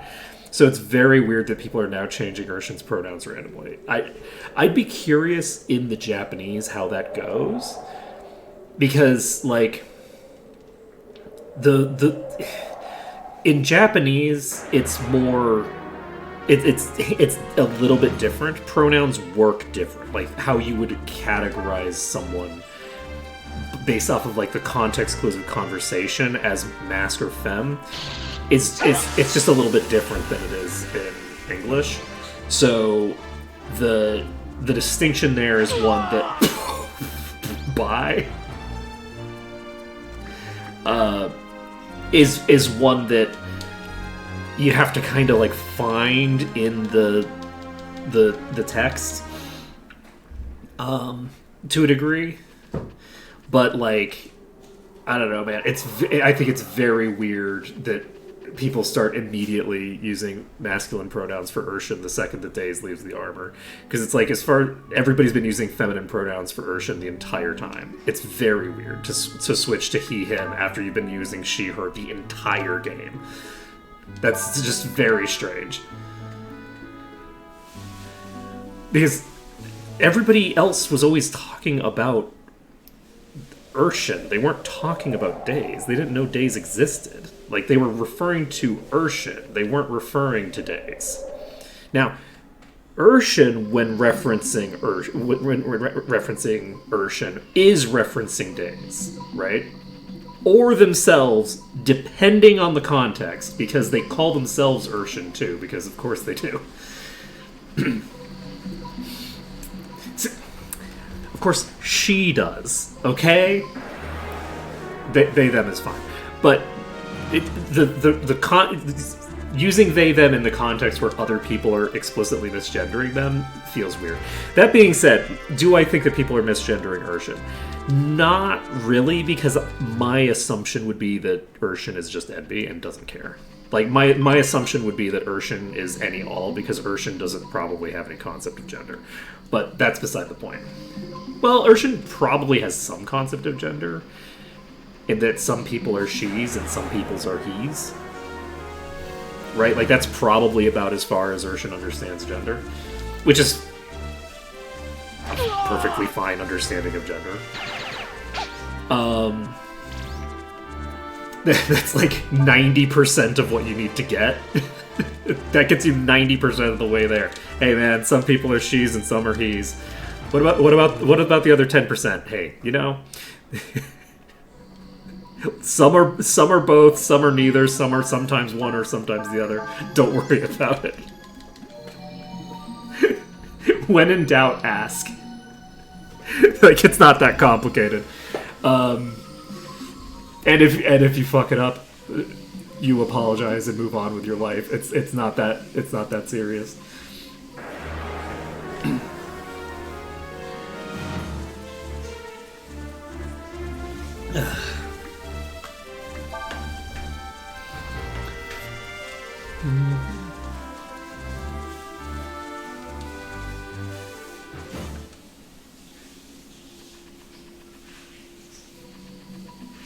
Oh shit, okay, well. There's also a chest up there that I need to get, and I forgot about that. Okay, so we're gonna try to get this on this attempt. And I guess it doesn't really matter that much. Because we have to come back through here anyway. Like, we rotate through here again once the thing is done. And we probably have time if we're just trying to get to the shit. Shirt. Okay, we're going. Nope. Ooh, I think I'm fucked. I think I've done fucked it up.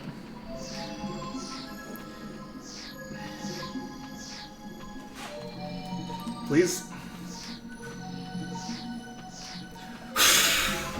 We got there. By the skin of our teeth, we got there. And by the skin of our teeth, I mean we actually had plenty of time. We actually had like several seconds left. It's not that tight. It's just that I was playing real bad yesterday.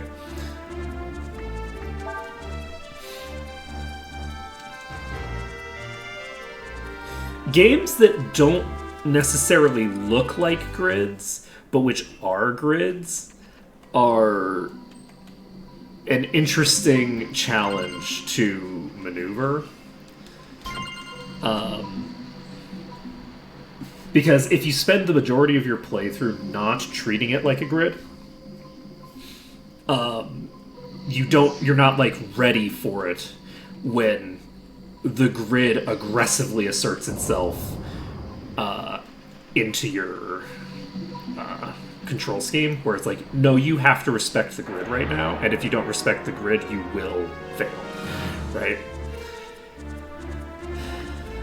Like, right now, getting through this tight corner up here and not spending an absurd amount of extra time requires respecting the grid, right?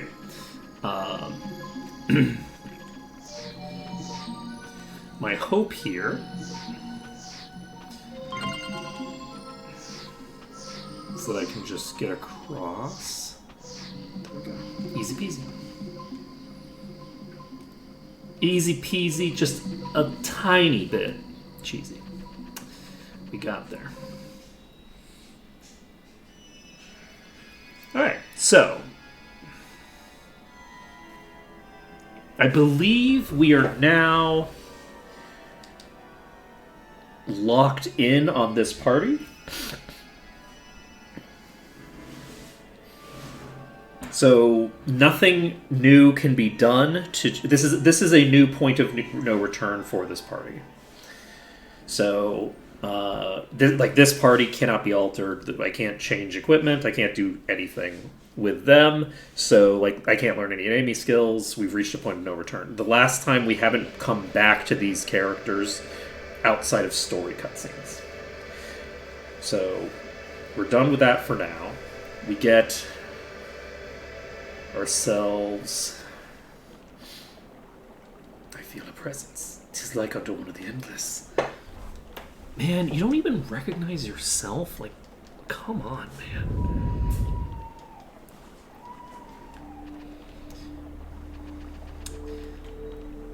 You're so... You're just such a silly Billy. You're such a silly Billy. You know, you could join this conclave that's going on, right? Like, maybe he can't. Maybe because he's not fully summoned, he can't actually join the group. Unclear. Okay, so we're gonna have to save before we go into the next area, and we're basically looking to get our first encounter or second encounter, basically one of the two encounters we have out here, have to be with the... Is it Bilbao or Bilboa? I think it's Bilbao here.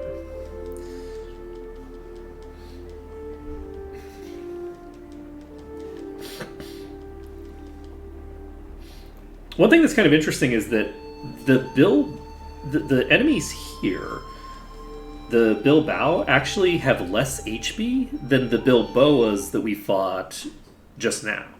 The ones that use Last Resort. Those enemies actually have more HP. They have 2,500 versus 1,700 for these. Which I think is kind of interesting, right? That it turns out that the enemies that the party is fighting are, stronger than the things that Folu is fighting now.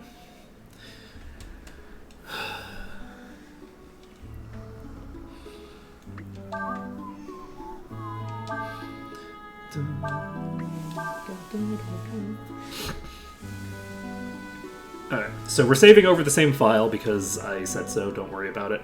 And we are going to our equipment. We have a royal sword. You can cast Drain. Completely protects wearer against status. You can snooze for free.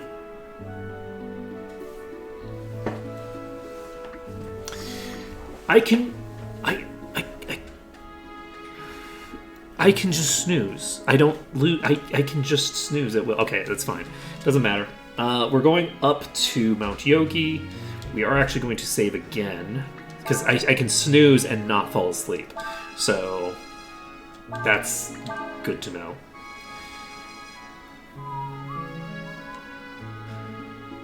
So we pop into Mount Yogi.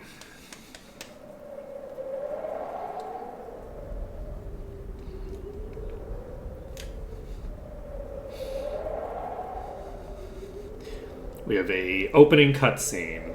Yada yada yada. Boosh boosh. Etc. etc. Okay. Fight 1. This is what we're looking for. We guard. Blitz comes out. We do not learn it.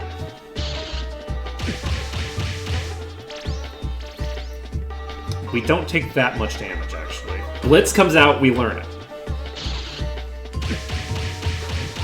Excellent. We've lost half of our HP. We have learned Blitz. Life is good. Okay, we escape.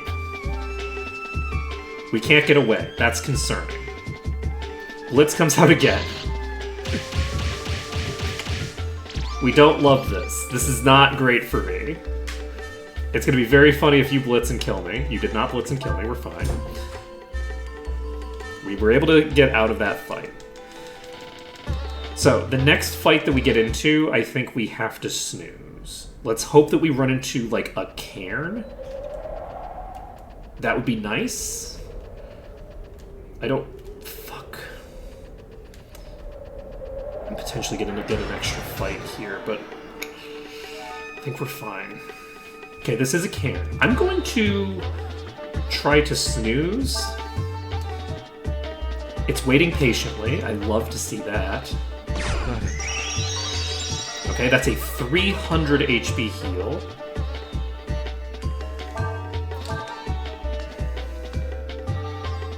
Snooze.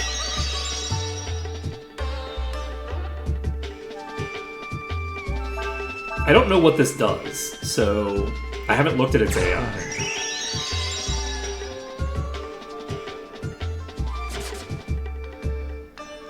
Interesting. It escaped.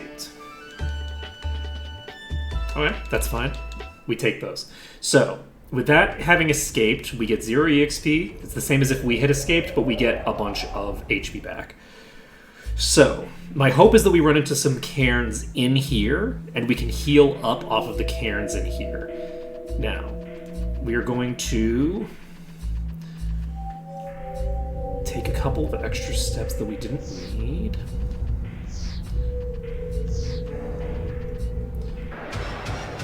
Yeah, I might get one additional extra experience off of the... Okay, we got 2 cairns here. I am just going to keep snoozing.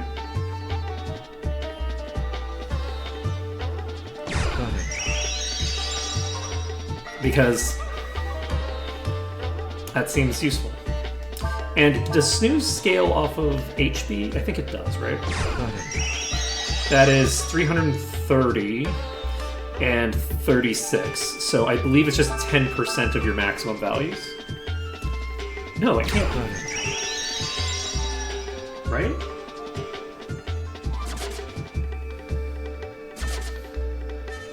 Because Nina was healing for over 100, but does not have over 1,000 max HP, I don't think.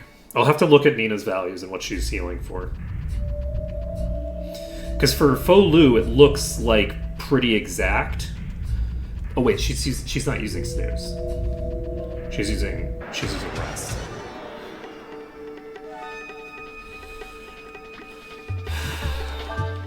Snooze might just be a straight 10%. I don't love that for me. Okay, it did not use Blitz, and we did not counter. Both excellent things.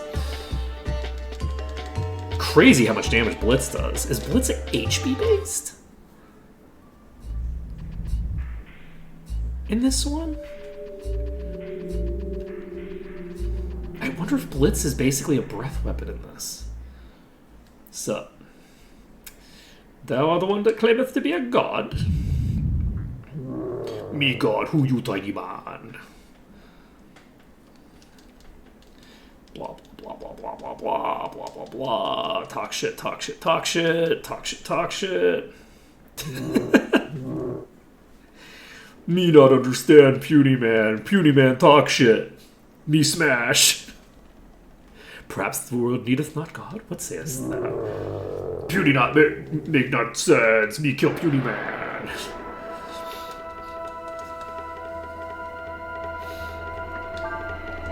I don't know, man. The central message of this game seems to be, like, no kings, no queens, no gods. We won't be ruled again. So, like, I don't know. I'm on board. I'm on board. I have a strong ideological affinity for the messaging of this game so far.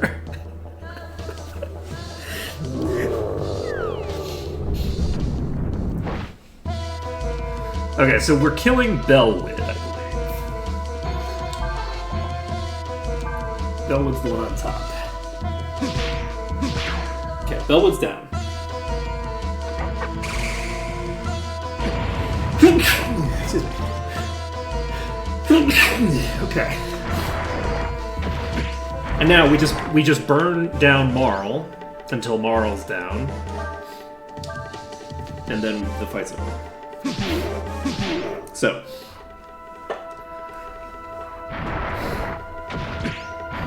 this will allow us to... Ooh, nice crit. Hell yeah. This will allow us to get the minimum amount of EXP that we can get from here, which is convenient, because I don't really want to get any more EXP on Quay than we need to.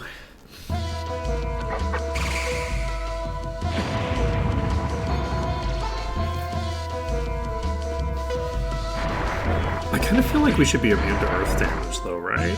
Like, look at that character and say that character deserves to get hit by earth damage, okay? I feel like every dragon form, if you're gonna make every dragon form have the same... Oh shit. Fuck. We are... Unless we get a crit or something... Oh wait! That counter helps a lot, actually. So we're not going to do a physical attack here, we're going to do Eraser, because we go first. So Eraser does more damage than the standard physical attack, even with me this low on HP, I think. So my hope is that Eraser is enough to finish this off before it summons. Let's see. It's not. That's too bad. So we do, in fact, have to deal with another set, and that sucks. Now, you might think it would be better to leave both of them up, but Bellwood heals. So we can't leave Bellwood up. You've got to be kidding me. We're going to get so much extra EXP. Okay. I think we go for a physical attack here rather than Eraser, because we're now fairly low. Oh, we could blitz. Damage changes with HP. So yeah, it is an HP based attack, it looks like. Alright, we are going to go for a normal attack. We hope for a crit. We don't get a crit. We do have another set of enemies. God damn it. That really sucks. But yeah, we can't leave Bellwood in play. Bellwood buffs and heals, I believe.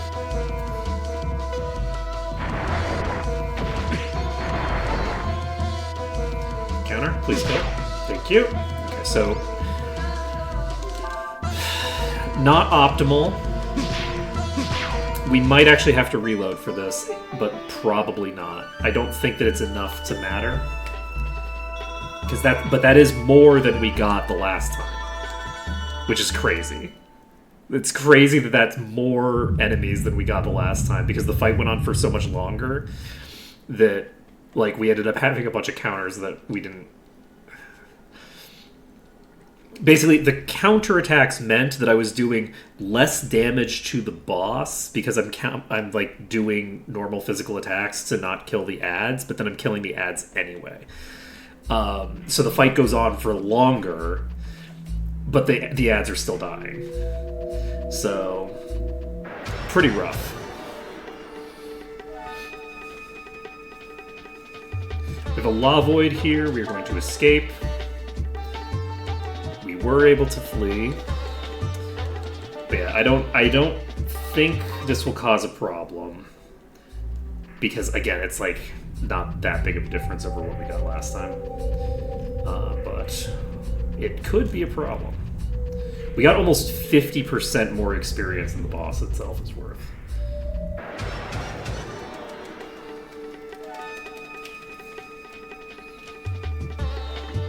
It's almost like 20% extra EXP. Actually, it's more than 20% extra EXP, I believe.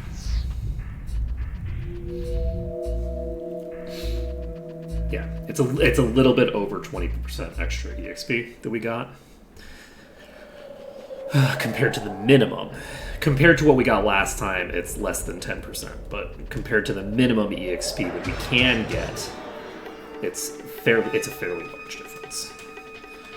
But the hope here is that we can just get the hell out of Dodge, that we don't kill anybody here, because I do not want additional sources of EXP, and that we don't get like multi-blitzed into non-existence, which would be very unfortunate for me. Okay. Shit, did I go the wrong way?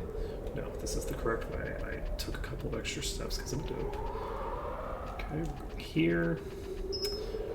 Okay, no more fights. So we've gotten out of here with what we've got. What'd you do? Nobody's cousin is supposed to like, to make a god. Chill out. Look, buddy. Normal folks might not do that, but have you ever been to a city, my guy? Like, everyone in the city, we're constantly communing with gods. It's fine. Don't worry about it. Like, there's a god on, like, every other street.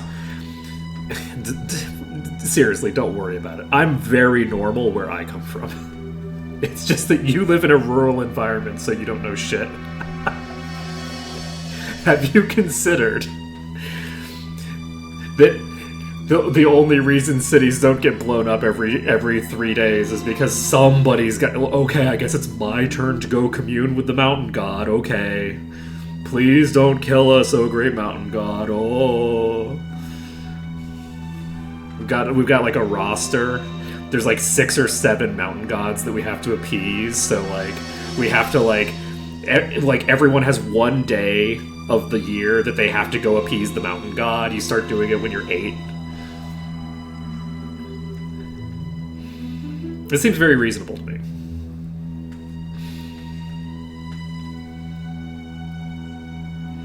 Like if you assume that like the density of gods in an area is contingent on the density of humans in an area, so like the more humans there are, the more gods there are, you would expect there to just be so many gods in cities that constantly need to be appeased or they'll just destroy everything. Whereas like in this rural town that there's like 50 people living in, maybe they go 150 years without seeing a god, but you're seeing a god every Tuesday if you live in New York City. So like and you just have to deal with it, right? Like it's like, okay, well, it could annihilate the city just as easily as it could annihilate the little town, but we just have like the end of the world happening every 2 weeks. I actually think that would be kind of funny. Like, I don't know what the setting would be. I don't know what... But, like, as a scene, having a scene where you go out into the boonies and they're dealing with this classic, like, oh no, the mountain god is angry with us. What are we going to do? You know, blah, blah, blah, blah, blah. And then, like, the city folk, who are just normal city folk, show up and they're like, oh... hey, you know, mountain god, how's it going? Here, you want some apples? Done. Take your apples. We're chill. That's great. Have a great day. And then they, like, move on with their lives. And, like, I just think that would be kind of funny. So, I did pick up the thing, right? Yes, I did. Okay. You'll note that whenever I need to exit out of a menu, I do it with triangle and don't immediately just press square to close the menu. So the fact that I can close the menu by pressing square has never been useful to me and has only screwed me up.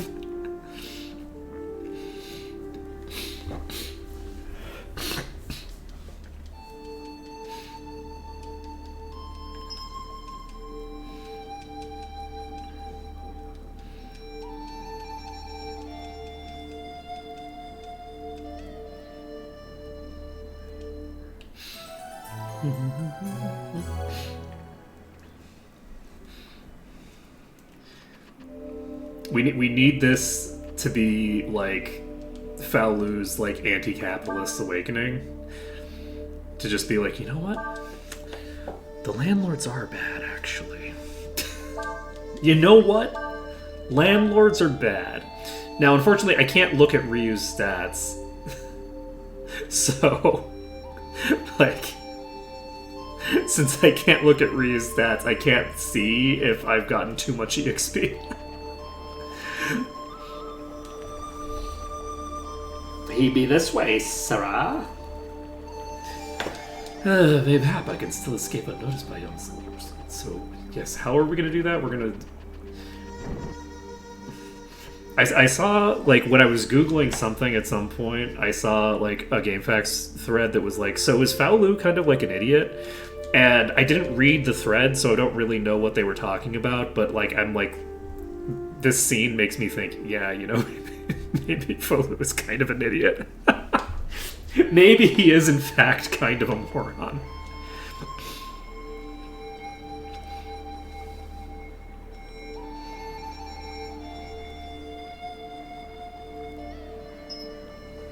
Maybe.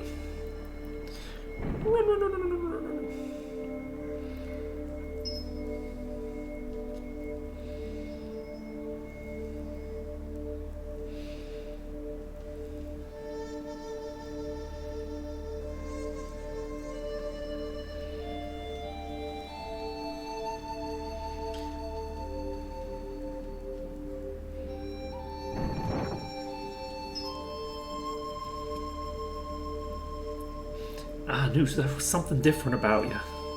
I knew it. I done knew it.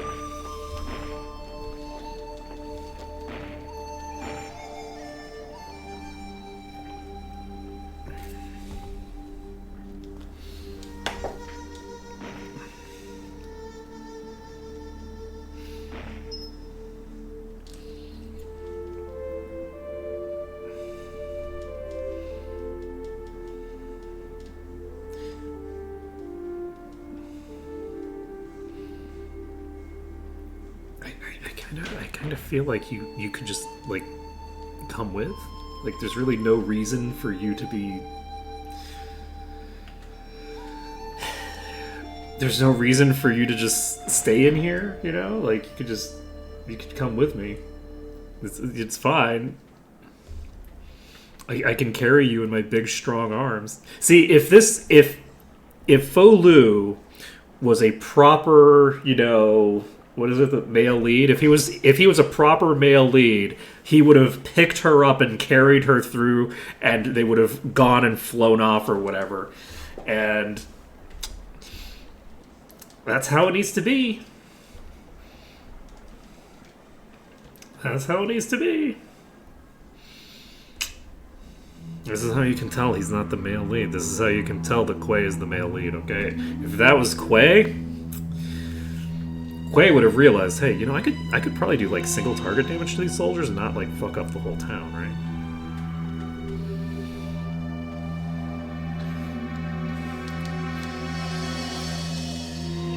I have excellent news, by the way. I think we're caught up. Took us 3 hours, which is more than I expected it to take us, but I believe that after this cutscene, we get to save, and we'll be in the correct position. We could do a proof of concept to make sure that it's possible. It would be very funny if I was still soft-locked, but I'm definitely not soft-locked still. First fight is going to give us an additional level. I believe. Yes, the first fight should definitely give us at least one extra level. By which I mean it will give us exactly one extra level. And then, because we're currently level 6, we're going to end at level 8. So... blah, blah, blah. One can't swim in a river of fate days. I don't believe that you should have any authority over what you do with your life. I think that you should just let random assholes determine what you will. To be clear, if these other dragons had their way, Days would be fully just a weapon for the Empire. Her purpose would be to annihilate everyone outside the foe empire. right? Like, that's what she would do. She would wipe out every person outside of the Empire. Because the Empire is explicitly genocidal, right? Like, the Carronade wipes out entire cities. Like, that's its purpose, is to kill every person in a city. It's bad, right? So, like, the assumption that these gods should be used for the purpose that they are summoned for, and it is good and proper for them to do so, indicates that Days, who has been summoned by the Empire, should do as the Empire wants. Okay, so we're popping out. Do we have to go through this whole dungeon again?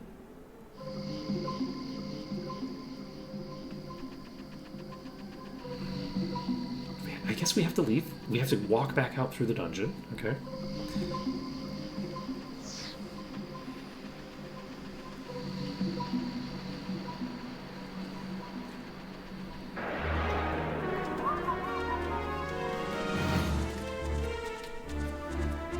Yeah, I'm pretty happy with our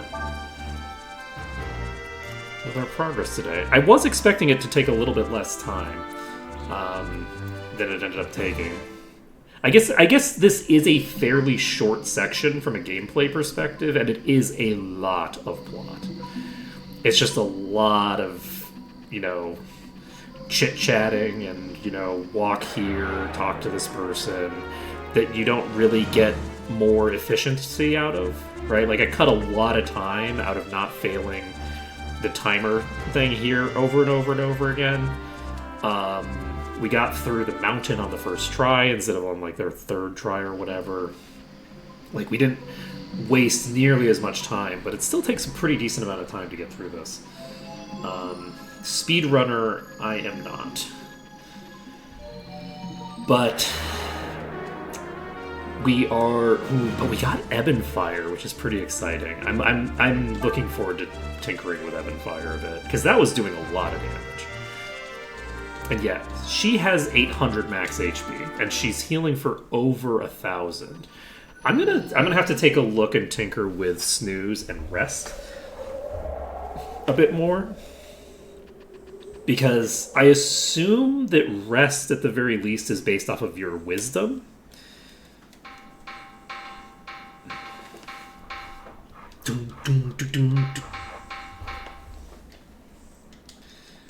Urshan is no longer inside me. The Imperial Army's here! What's up?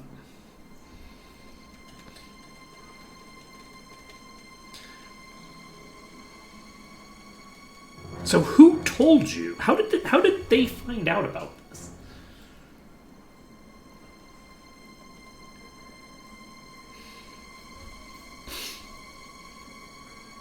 Who are your sources?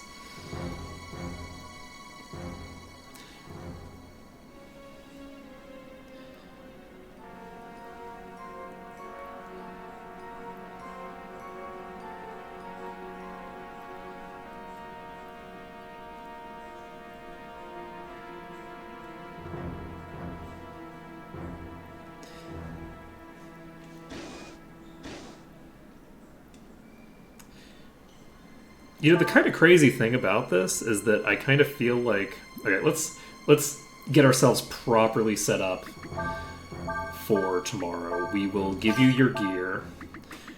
Please tell me that I do have long boots available.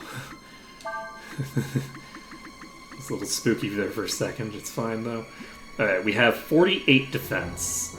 Last time we had presumably 38, would be my assumption.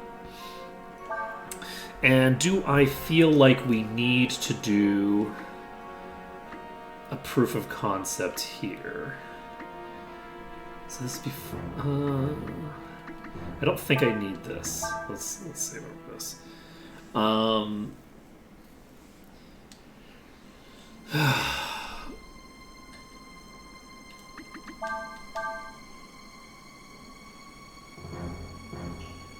we golden?